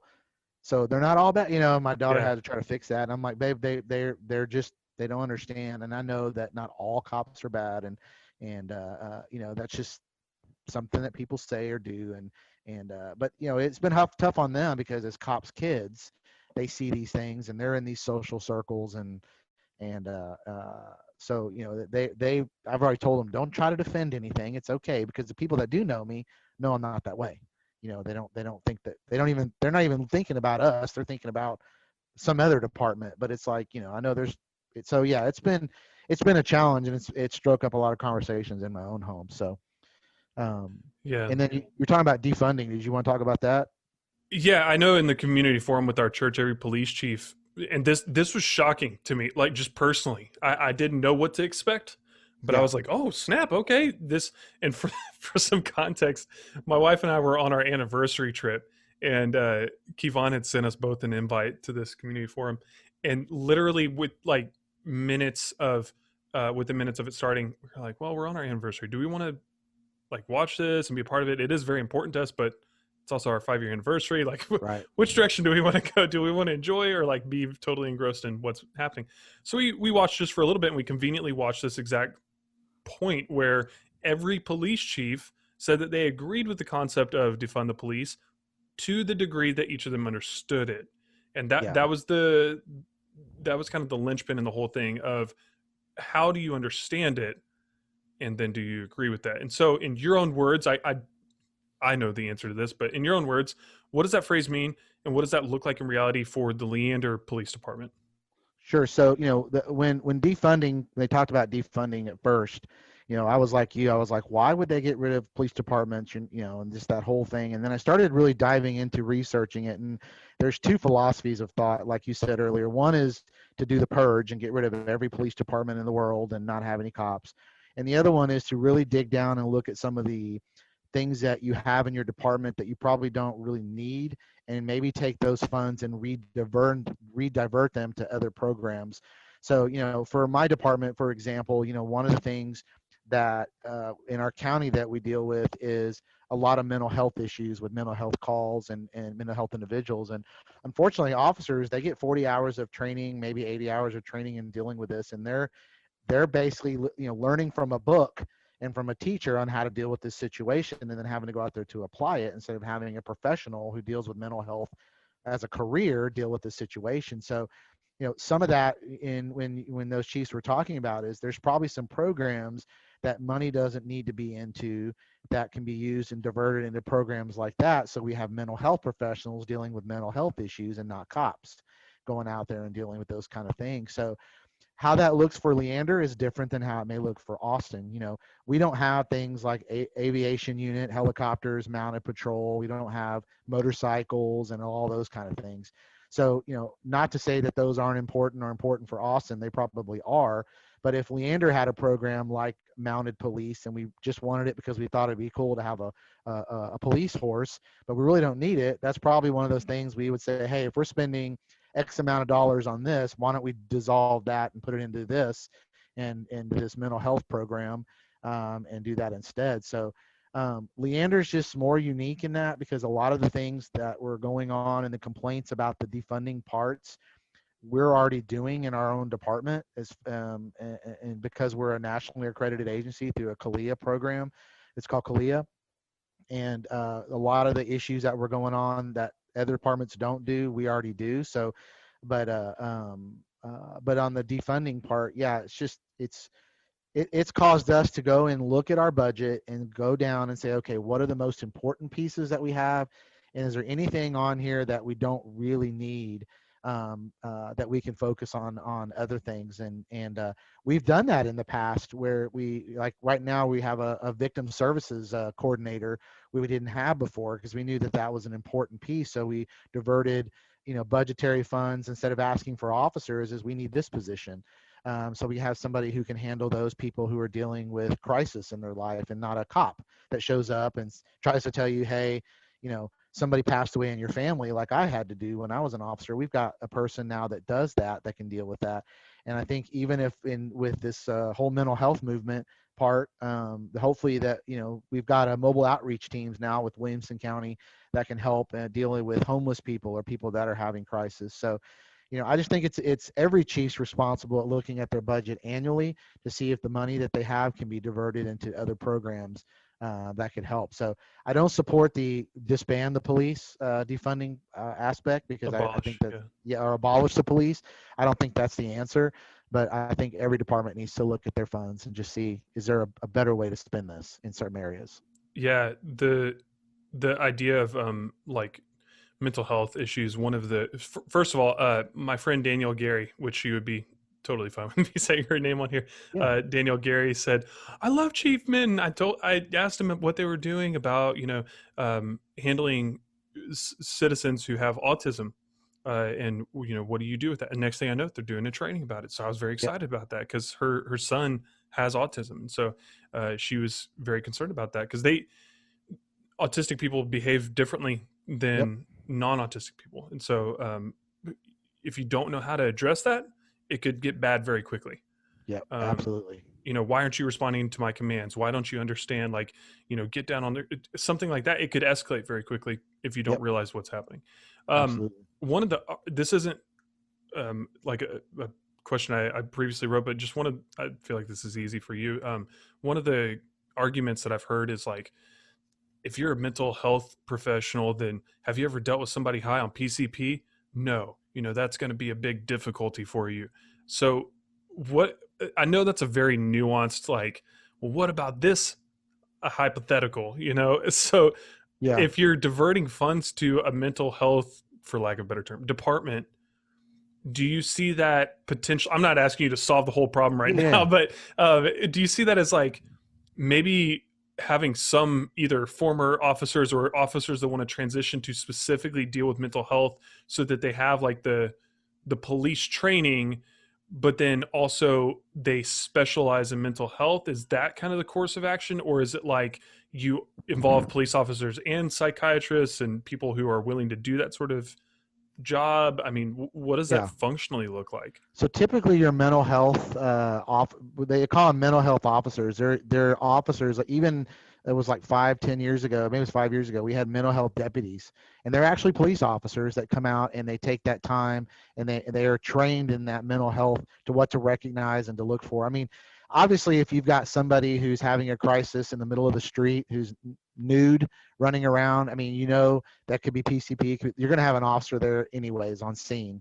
Typically your mental health units that'll come out after the fact, like you'll call, even you deal with the situation, you realize that something's going on, you may have a mental health deputy show up who probably already knows this person because they've dealt with them in the past, or has record of this person, knows what the issues are just by the name alone, and already knows what some of the things that they need to do to kind of help bring that person or calm that person down. So in our area, those were officers in the past. Your mobile outreach are kind of people that would come out, and like we had a homeless lady in town who needed some help, and as police officers, all we could do was have her move. She couldn't camp in these certain places, so we contacted mobile outreach, and they came down and found her a place, and got to know her and find out what her issues were, to make sure she had food, and kind of the on the other side of it, where it's not just the cops having to do we have no other alternatives in some cases other than arresting somebody, where we may be able to find somebody from mental health that can take this person and commit them somewhere, but they don't have to go to jail, or they get in that fight with an officer. And when I was an officer, we didn't have this back in the day. I mean, I don't smoke, I don't dip, but I carried around cigarettes, and I carried around tobacco, because sometimes a mental health issue that I was dealing with, I knew that if they had a cigarette, it calmed them down. And I knew that because of my experience with them. And I think these mental health deputies or mental health officers that if we had in our county would be police officers who can handle these situations with the training that they have on how to de-escalate faster and better because they have that relationship with this person in most cases. So That's cool. So basically, the hypothetical is like, yeah, but that's not really how that would occur. The reality is actually slightly different than what you're yeah, you're not going to proposing. send a social worker to somebody who's running naked, swinging a bat or a sword in the middle of the street. You're not going to send Yeah, a social worker out there to handle that situation. I mean, realistically, a police officer would be there and things like that, and they already trained in it. It's just that's not what they do every single day, so that's not their specialty. Is they know what the yeah, book says and the training says I need to do, but your social worker would come out and handle the after fact as far as how to get them help so we don't have this reoccurring episode. yeah, yeah. That's cool.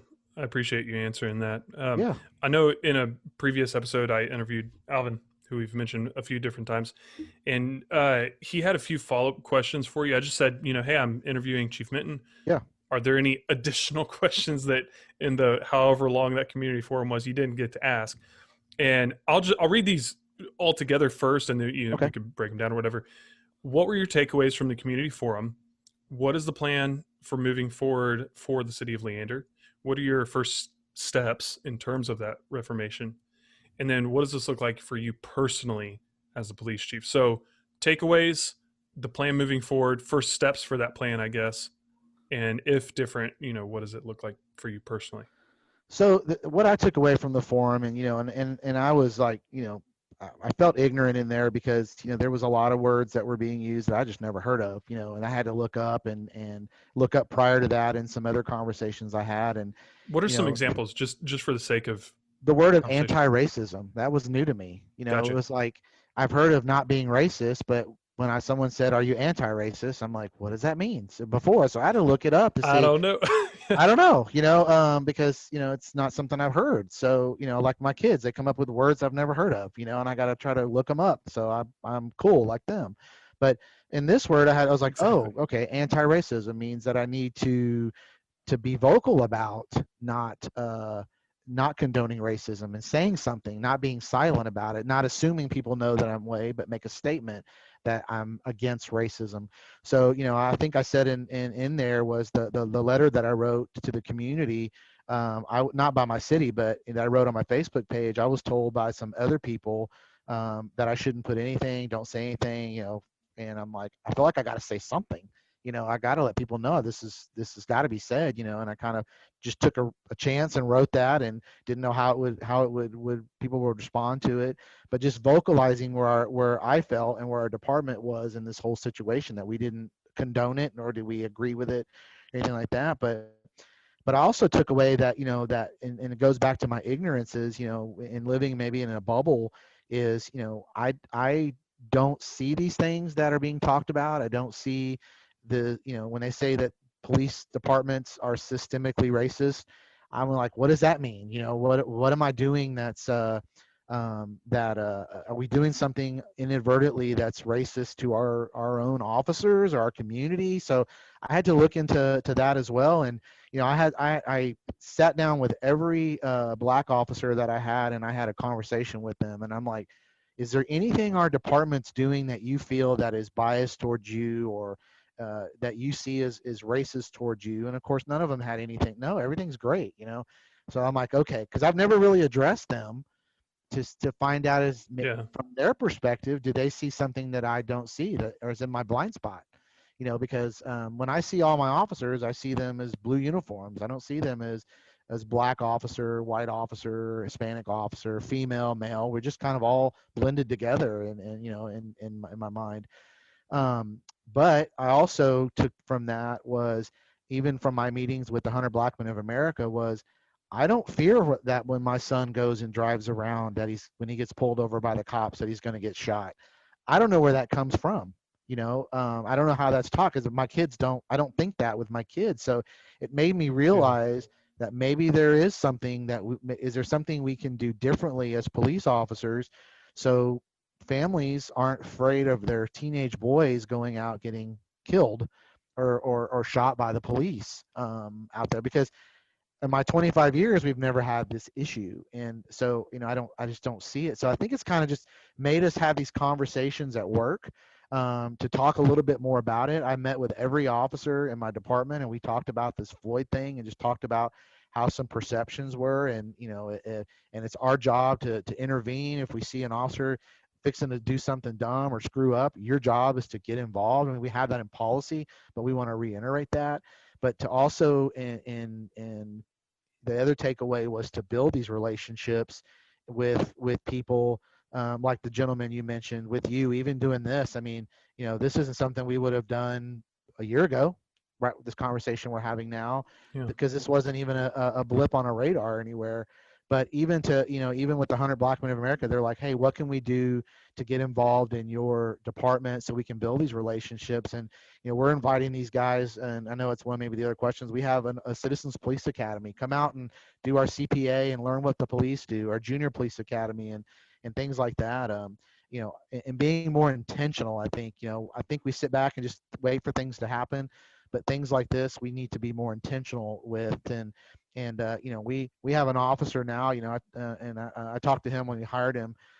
He's his last job was a professional football player, Tyrus Thompson. And I said, I told him, I said, Tyrus, you have an opportunity to take your story as a Black man and as a football player to talk to kids and maybe have that one-on-one with them about being a police officer and in this community and using that experience. So I think for us moving forward, it's just being more intentional and being involved in things like this and talking with individuals and doing that community forum. Again, I was nervous being on there because I don't have the answers to the solution to racism and white supremacy and all those kind of things. I can do my part in making sure that that doesn't happen at my department and being more educated and learning about that. But I didn't know what to expect on that. But I feel like when I walked away from it, I had a better understanding that there are those out there that worry and suffer from some of these things, and just having these conversations has been great because it's kind of opened my eyes in that. So hopefully that kind of answers those questions, because Definitely. I'm still learning. After 25 years, you never stop learning, and this is something that we've had to like I said, you don't know what you don't know. And this has kind of brought that to light to make sure, even with our policies at our department, are we doing anything that's discouraging minorities from applying?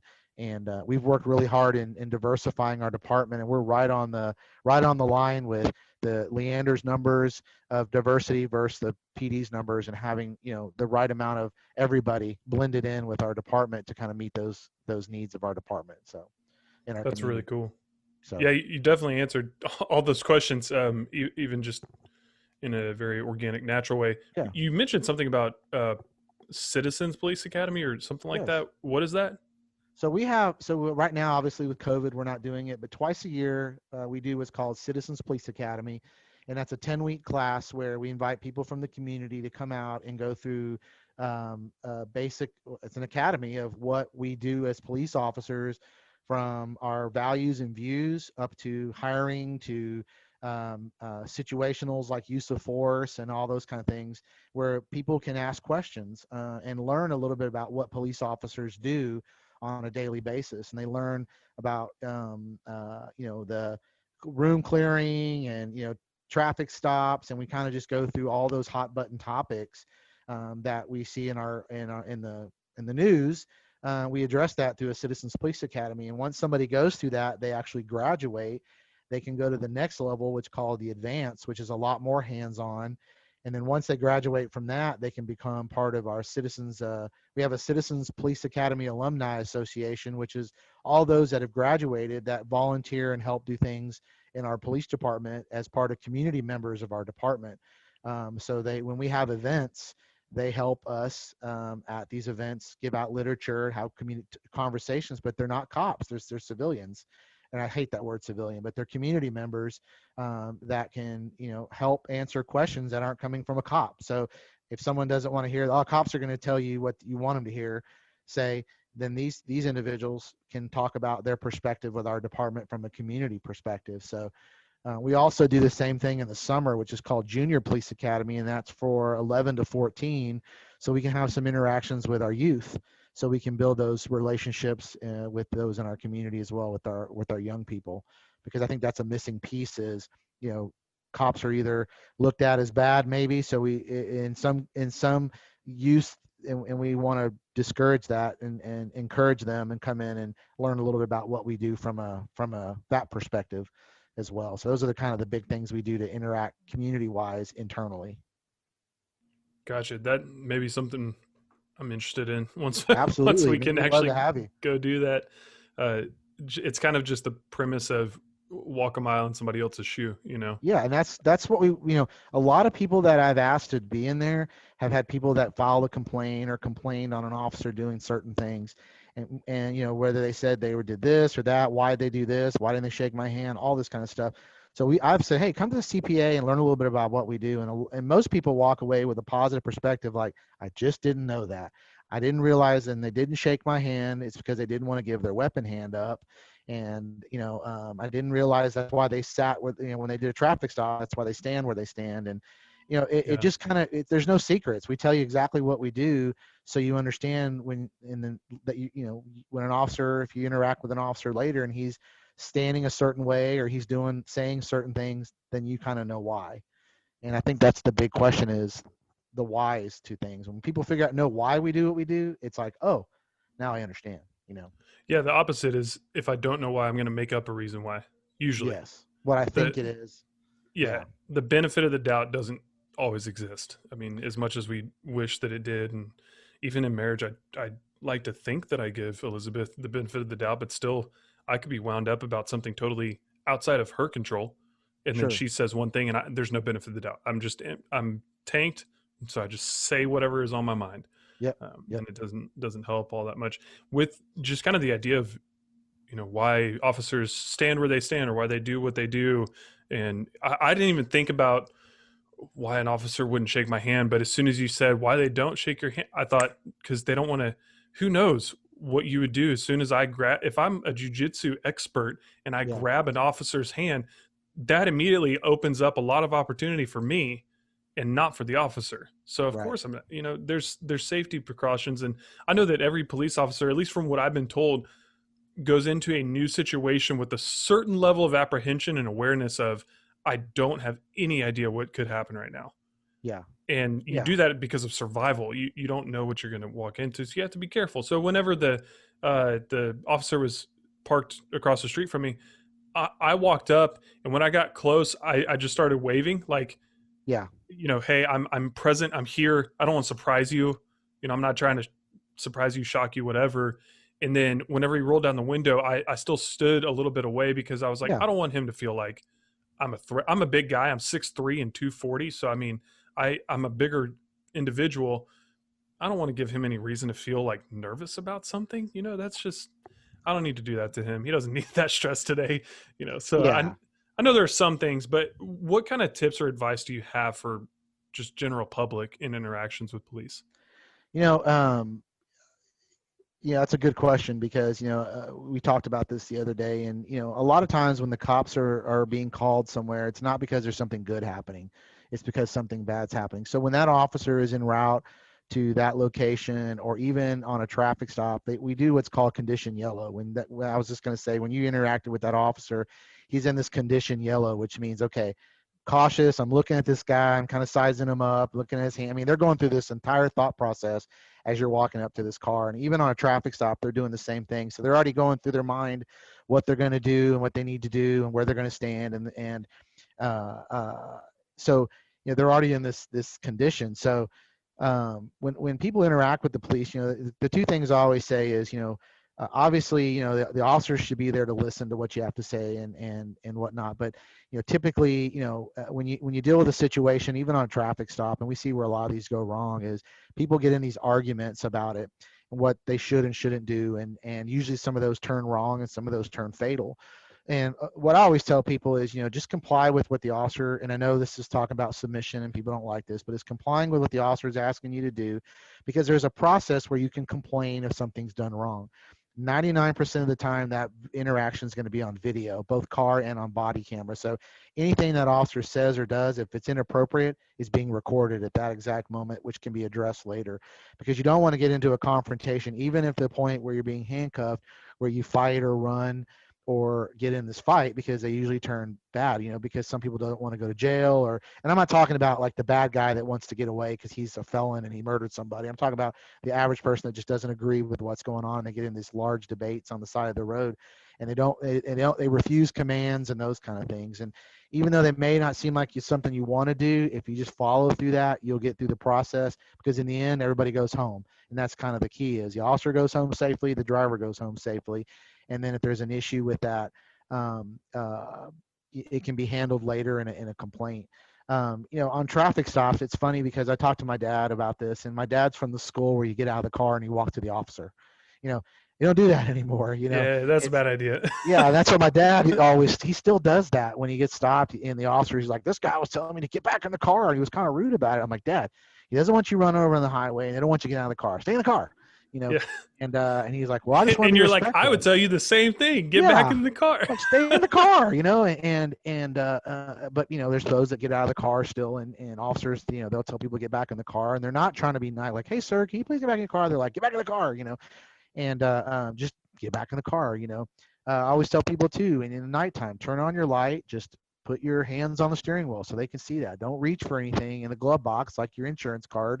If asked, let them know what you're doing. And I know it's a lot to think about, but just that interaction, I can guarantee you, like you said, if it's as positive as it can go, the officers in my department will bend over backwards to do the best they can to help you in any situation. But they're human beings, and when somebody starts spitting at them or yelling at them and demanding and that kind of thing, then they're not going to probably be as helpful as they should, because they're just going to want to diffuse the situation and get in and get out and do what they have to do. So, but like you said earlier, I think, the officer, when they pull somebody over, they deal with something in a situation, the people they're dealing with sometimes can set that tone. And if you can set that tone just more on the positive side, then I think things are going to go smoother. The end result may still mean somebody goes to jail because you violated a crime, or you may go to jail. But, it's how you get to that point, to the car, to the jail, and whether there's, the fighting or the resisting or things like that. So it's just, the best thing is just to comply, when you can comply, and I think things will go a lot smoother in most of those cases. And I'm talking generally. Yeah. I We feel don't like have a lot of those issues at our department, but some places do. everything you're saying is with the gigantic qualifier that, in cases like George Floyd, that's not the way a police officer should have interacted in the first place. So No. what you're talking about is a typical, like, get back in the car. I'm not detaining you or anything. Just get back in. It's for Yeah. your own safety, and I don't have time to explain this to you. Just get the heck back in the car. So this is all with the qualifier of, like, we're not discussing police tactics, strategies that Right. we could argue about all day long, or probably agree with. Of that's way too much excessive force, that sort of thing. We're just saying, in general, turn your light on so the officer can see what you're doing at nighttime, or at least have your hands up on the steering wheel so they can see your hands without them even having to ask. That's something Yeah. that I do, and I know I'm a white guy, so historically I'm not as much of a threat, but I'm a white male who, again, Sure. is a little bit larger, and especially in Texas, that tends to mean you're carrying, even though I currently don't. Not because I'm against it, I just haven't spent the money towards it quite yet. But nonetheless, I still try to take those steps to mitigate anything that could happen. And in the case with the officer across the street, I could tell that. Please forgive my dogs barking in the That's all background. right. The whole herd of them, the pack. But when I addressed him, I could tell there was some apprehension, but it felt like professional, trained apprehension Yeah. at first. And I don't know if the average citizen is going to necessarily feel that right off the bat. Being a teacher, you get very attuned to body language of your Yeah. students, because they're not always going to ask you what they're really feeling. So I saw that, and I just thought, okay, what's something we could connect on? And I glanced down, I see the lunchbox. I'm like, okay, I have very much been into fitness and everything. This lunchbox is perfect for that. All that, we connected on it, and I could tell there was a little bit of an ease that developed suddenly when we started, like, okay, I'm not a threat, man. My hands are very visible. I talk with my hands typically, so you can see them right out in the open. And I could tell that in a very weird sense, but totally with what you're saying, I controlled the outcome Yeah. of that conversation. And even if, in a dramatic sense, if I had been arrested, the way that I handled that could also determine the severity of punishment. So, if all of a sudden it goes from man arrested to man assaulted police officer and then was arrested, well, then that's a very different situation. Again, with the qualifier that we're talking about typical, normal police Yeah. Everyday interactions, stuff. not Yeah. not the historical news item that's on national news. We're just talking about everyday living in Leander kind of stuff. So I really appreciate you saying that. Kind of in line with that, going from tips and advice to just encouragement. What encouragement would you give to those listening, whether that's how we interact with one another or how we would interact with police, what we can do to contribute to community? The police academy thing sounds like a great idea to Yeah. do that, but just kind of wrapping up things, what encouragement would you give to us listening? I'm glad you asked that question because it's kind of where we started off with. It's relationships mean everything. And how we network. If you don't know who your chiefs are, get to know who they are. Look them up and look what kind of person they are, or talk to them. I know it's hard for larger agencies because you're not going to be able to get through probably to one of the larger ones, but get to know your police departments and see who they are and look into what type of departments they are. We have community events all year round, with obviously not with COVID-19. We had to throw that caveat out there, but and when you see those events, it's just participate. We do National Night Out, we do Junior Police Academy, Coffee with a Cop. We have Trunk or Treat that we try to connect so many ways, and we want to just connect with those in our community as much as we can, and through those other junior police academies, citizens police academies, and if you have a business, have your business involved with your local law enforcement as well. And because I've learned that even with this, it's when you have those relationships and somebody, and even like this relationship you and I have now. I mean, Greg and Micah, right? If you had a question that came up and you said, "Hey, Greg, I got this question I heard in this podcast or something," and you would have someone to call from the chief's office, and if chiefs don't know everything, I can tell you that right now. I'd say, Micah, that may be That's a a question. shocker. Say that again. Chiefs don't what? Chiefs don't know everything. You're Trust me. expected to, but the reality Yeah, is just you don't. you You're not don't. every officer, No, but I have experts in areas where if you had a question about, um, traffic law and something, I could refer you to my sergeant who handles that could sit down and have a 2-hour conversation with you about traffic law because he loves it, or if you had a question about our accreditation, just anything, we can refer you to anybody in our department that can help you figure out what you need to know about what we do. But I was told by a chief who's no longer a chief because he's since retired, and it wasn't mine. It was a chief from a class that I had, that he said his agency got too big to do that stuff anymore and to build relationships with people. It was just kind of like on autopilot. And I just wholeheartedly disagree with that because, I make myself available. Somebody calls and I email. I don't hide behind the curtain like Wizard of Oz. To a fault, if there's somebody that says something that's crazy, I try to interact and change their mind just to kind of tell them, hey, that's not how it is with our department, because I love my department enough that I take it personal when someone says we do something wrong. And if they say we do something wrong, man, I dig into it. I try to fix it, and I dig into it, and I make sure that it's taken care of if it's something that can be taken care of. But but we have to be intentional with these things. And when I talked to the 100 Black Men of America, they were like, hey, we want to be part of your CPA. And our rule is, if you don't live in Leander, you're not supposed to be part of it. But you know what? We're going to let them come in and be part of our group, and because we want them to understand what we do. And some of those guys live here, some live in Cedar Park. Doesn't matter.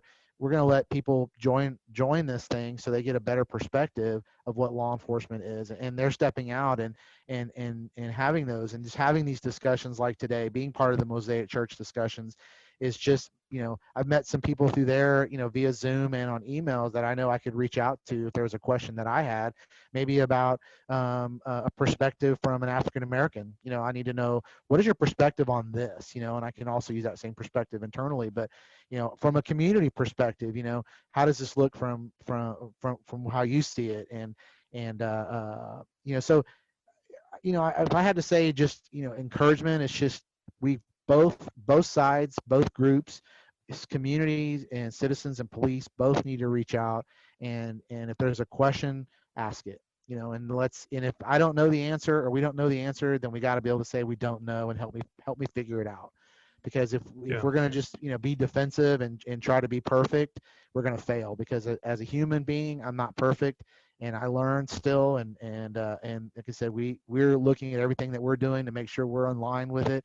And even in in the members in our community, if there's something that they see that just doesn't look right or they want to see different or change, call us, let us know what we can do to do that. But just participate. We have to do the same. And I think we're looking Yeah. at other ways to be involved in our community, in different areas, and in town hall conversations and HOA meetings, and just we do a lot to just try to build those. Because again, it goes back to what I said earlier: the bridges versus walls. We got to build those bridges so Yeah. people can come across both ways. Yeah. And building bridges, even from a figurative sense, is a new process. It's not repair bridges all the Right. time. It's literally right now we're figuring out, even like you said, I didn't know these terms. I didn't know what anti-racist was. I didn't, Yeah. me, Micah, I didn't know what anti-racist was until I went to Mosaic Church and I was like, oh, that's Yeah. totally different. Because I grew up Yeah. in between a Hispanic family on one side and a family literally first generation immigrants from Ghana, Africa. And I Yeah. didn't think twice about it. So I've always, in my mind, I've been a non racist, but that's like a passive stance for those listening. It's being non racist is passive, anti racist is active. So Right. being anti racist is saying, no, what's happening is wrong and I'm willing to say that. That doesn't Yes. mean, just to be perfectly clear, as case in point by Chief Minton being on here, that does not mean that I hate police. It means that, and even as we've agreed, what happened with that particular police officer was terrible. He Yep. should not have done X, and being able to say that out loud does not mean that I hate police officers. It means that I want to stand up for what's right, period. Right. Yep. And so I wish that more people understood that. As a connection piece, just as we finish up, I always like to point people in the direction of ways they can connect with you. You Yeah. mentioned the Leander Police Department Facebook page. Is that the best way to connect with you? Is there a website that we could go to maybe look into that Citizens Police Academy? Yeah, so we're on the three, probably, I don't know if they're major platforms anymore. I know there's new ones, but we use Facebook, Twitter, and Instagram are the three ways people can connect with our department. We post a lot of information on that, pretty much weekly, about things that we're doing, calendar events, also updated crime information if we're looking for it. We rely on our community to help us with some crime issues where burglaries, or we have pictures of people and they've been real successful. We call it our Leander Crime Watch team, Crime Stoppers team as well. We What's also have. what's the Oh, I'm sorry. handle? What's the handle for Twitter and Instagram? It's at what? Oh my gosh, you're gonna catch me on that one. I have to look that up. I think it's Leander PD. Yeah, Okay. I don't use them. I don't personally use the Twitter and the Instagram, because we have it on Hootsuite, where we put it through Facebook and it kind of kicks it all through there, so I can get those for you. I'd have to look it up. When I can look that up, I just don't want to burn your time on here unless you want me to try to find it real quick. Um, You're good. Just what other? I know there's a page, like a website, in the Citizens Police Academy. How can we get connected to So that? if you go to, you can go to the city website. It's www.leandertx.gov. And you can just go down to the police department, and then we have a community service page where you can read all about the Citizens Police Academy. And once COVID-19 lifts up, we will. Yeah, there we go. Thank you, Leander Police. Okay, perfect. I got you Um, covered. Thank you. You can find out when our next classes are, and then they'll have like a sign up and then they can email you when all that's kind of set up and ready to go. So that's just at our generic city website page there. Cool. I also have my own Facebook page, and it's Greg Minton, and you'll see it's a picture of me in uniform. So I'll also share stuff. That's the department sends out department stuff, but sometimes I'll do my own thing over there, and just like everybody else, I'll put out some personal things. I'll put out some meme stuff and just congratulating, or I'll share stuff from other departments and pages. It's just kind of a Star way to Wars stuff. Star Wars stuff, May the 4th be with you, that kind of stuff, and Revenge of the 5th when that comes up in May. So we all, we try to connect there as well. on social media, or they can just use the generic phone number and just call us at 512-528-2800. They can ask for Sergeant Helen Garrett. She's in community services, and she's the one that's in charge of our Citizens Police Academy, Junior Police Academy, and any of our community events or community interaction that somebody wants an officer to be somewhere. That's who they would call and kind of schedule with, and then we can have an officer at some areas. Like we do a lot with the schools. We have officers in the schools, so we do a lot with them as well through community services, and just trying to connect with people in any way that we can. Even the businesses with the coffee with a cop. Chick-fil-A wants to do chicken with the chief, those kind of things. I know they got to find these really corny rhyming words, but it's cool, I guess. But those are just the things we're trying to do to just really be involved. And if someone owns a business, like the Costa Coffee Shop, they had a coffee with a cop there. Starbucks does it with us, and any business can do that. So we can make sure we have coffee or a way to communicate where it's not just like you said at a bad call or a traffic stop. It's done in a community setting where we're eating and drinking. The best things happen around food. I agree. Best conversations happen around food. So yeah, in this case, it'd be podcast with police. Just podcast with police. There you go. There you go. Awesome. Well, Greg, I really appreciate your time. This has been fun, and it makes me want to see if I can get you into 9 Round to come do a workout with me. I just started, and I can't hardly breathe halfway through the dang thing, but it's a lot of fun if you ever are interested. Yeah. So they're actually meeting? I mean, y'all can actually get together? They have you have to like register your spot. They only allow 6 people at a time. Okay. And it's like you have like taped off areas where, each station is spaced out enough and all that, but it's a good time. I think I told you I had COVID probably a month ago now. Yeah. And one of the residual side effects is like, if I had a car battery's worth of energy before, now I've got like AAA batteries. So I tank super fast. So I'm trying to build up that endurance, and I thought this would be a fun way to do that. But anyway, I think that'd be something fun to try out, or maybe we just grab coffee sometime and talk about Star Wars and how some of the episodes are terrible. Yeah, let's get together after all this is done, or lunch or something. Love to meet you in person.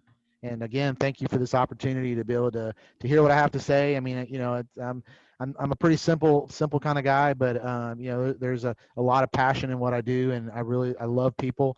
If I could fix all this with a snap of the fingers, I would do it. But I think this is how we do it, one step at a time. And we've always got to keep moving forward and never step back. So everything, even this, is a positive way to kind of interact, because I want people to see me for who I am. I'm just a guy who has a job as a chief, and I'm a dad, I'm a brother, I'm and an uncle and a cousin, son, and husband. Yeah, I'm like everybody else, and I just have a different profession, but I want to make a difference in what I do, and not only my community, but in the profession itself, because I want my son, he wants to do this job too, and a lot of people are telling me I'm crazy that I want my son to get involved in this, but my son's a good young man. He's got a good heart, and I want good people to be good cops, because if we if we discourage the good cops from doing the job, we're going to get the bad ones in here, and we don't want to go there. So we want good people to do this. So the void will be filled. We got to figure out who we want to fill that void. Yeah, absolutely. Cool. Well, Greg, thank you so much. I appreciate it. You have a wonderful day. You too, bud. Thanks for tuning in today. I hope you enjoyed my conversation with Chief Minton. I really wish that we had more time to dive into the intricacies of the Star Wars franchise, but I do think that we covered some amazing ground today. I hope that above all else, regardless of what's going on socially in our climate, I hope that even just listening to us have a conversation today, we begin to realize that policemen are people too, and that we can treat them with at least the level of respect of being a human, that not all police officers who we hear about on the news, or not all police officers are the same as those we hear about on the news. So I hope that you enjoyed this conversation. Again, if you would like to reach out to Greg, you can do so through the Leander Police Department's Facebook page, or his that he mentioned on this episode. You can connect with the Leander Police Department through Facebook, Twitter, Instagram. That's at Leander Police. as I found out on the episode. But also, you can go to the Leander City page if you want to learn more about the Citizens Police Academy. And if you're listening to this from pretty much any other city in the entire world, see if maybe there's something that you could be involved in with your police department, if that's something you're interested in. And if it's not, I would encourage you, whether you support police or not, whoever you might agree with, disagree with, whatever, just get to know them. We seem to be missing out on that a lot right now. And I know that this was good for me, even just to have a conversation with Greg, to get to know kind of what his world is like. I haven't walked a mile in his shoes, to use the term. Again, if you do live within the Leander city limits or the just Austin proper area, if you want to get in touch with somebody in the police department, Helen Garrett is the Leander Community Relations Coordinator, and you can contact her again at 512-528-2800. That's 2800. You can get in touch with her and see ways that you can either help in or get involved in some form or fashion. Again, I appreciate you guys listening to the Micah Brown podcast. If you want to support, a great way to support not only the podcast, but also yourself, as always, is through your Audible trial by going to audibletrial.com/MBP. That will get you a free 30-day trial to listen to any books I've mentioned on the podcast. Or if there's just a book you're interested in and you're like, hey, you know what, I can knock that out in 30 days, then by all means, you can go check that out using that web link I just mentioned. Additionally, support yourself with some happiness by getting Thelma's Treats ice cream sandwich. Right now it's just hot as all get out outside, and I know that an actual genuine ice cream, not knocking Bluebell, but their ice cream sandwiches are subpar. Okay, their ice cream in gallon containers, fantastic. But I'm not talking about just like the little black cookie thing. It's not even a cookie, let's be honest, on top of white ice cream, vanilla ice cream. I'm talking about an actual chocolate chip cookie on both sides of some fantastic peanut butter ice cream. That is what I'm talking about, and that's the only quality of ice cream sandwich I'll have. So by all means, do yourself a favor, put a smile on your face, go get some Thelma's ice cream sandwiches, and make yourself have a great day. Y'all take care. Love you. Catch you next time.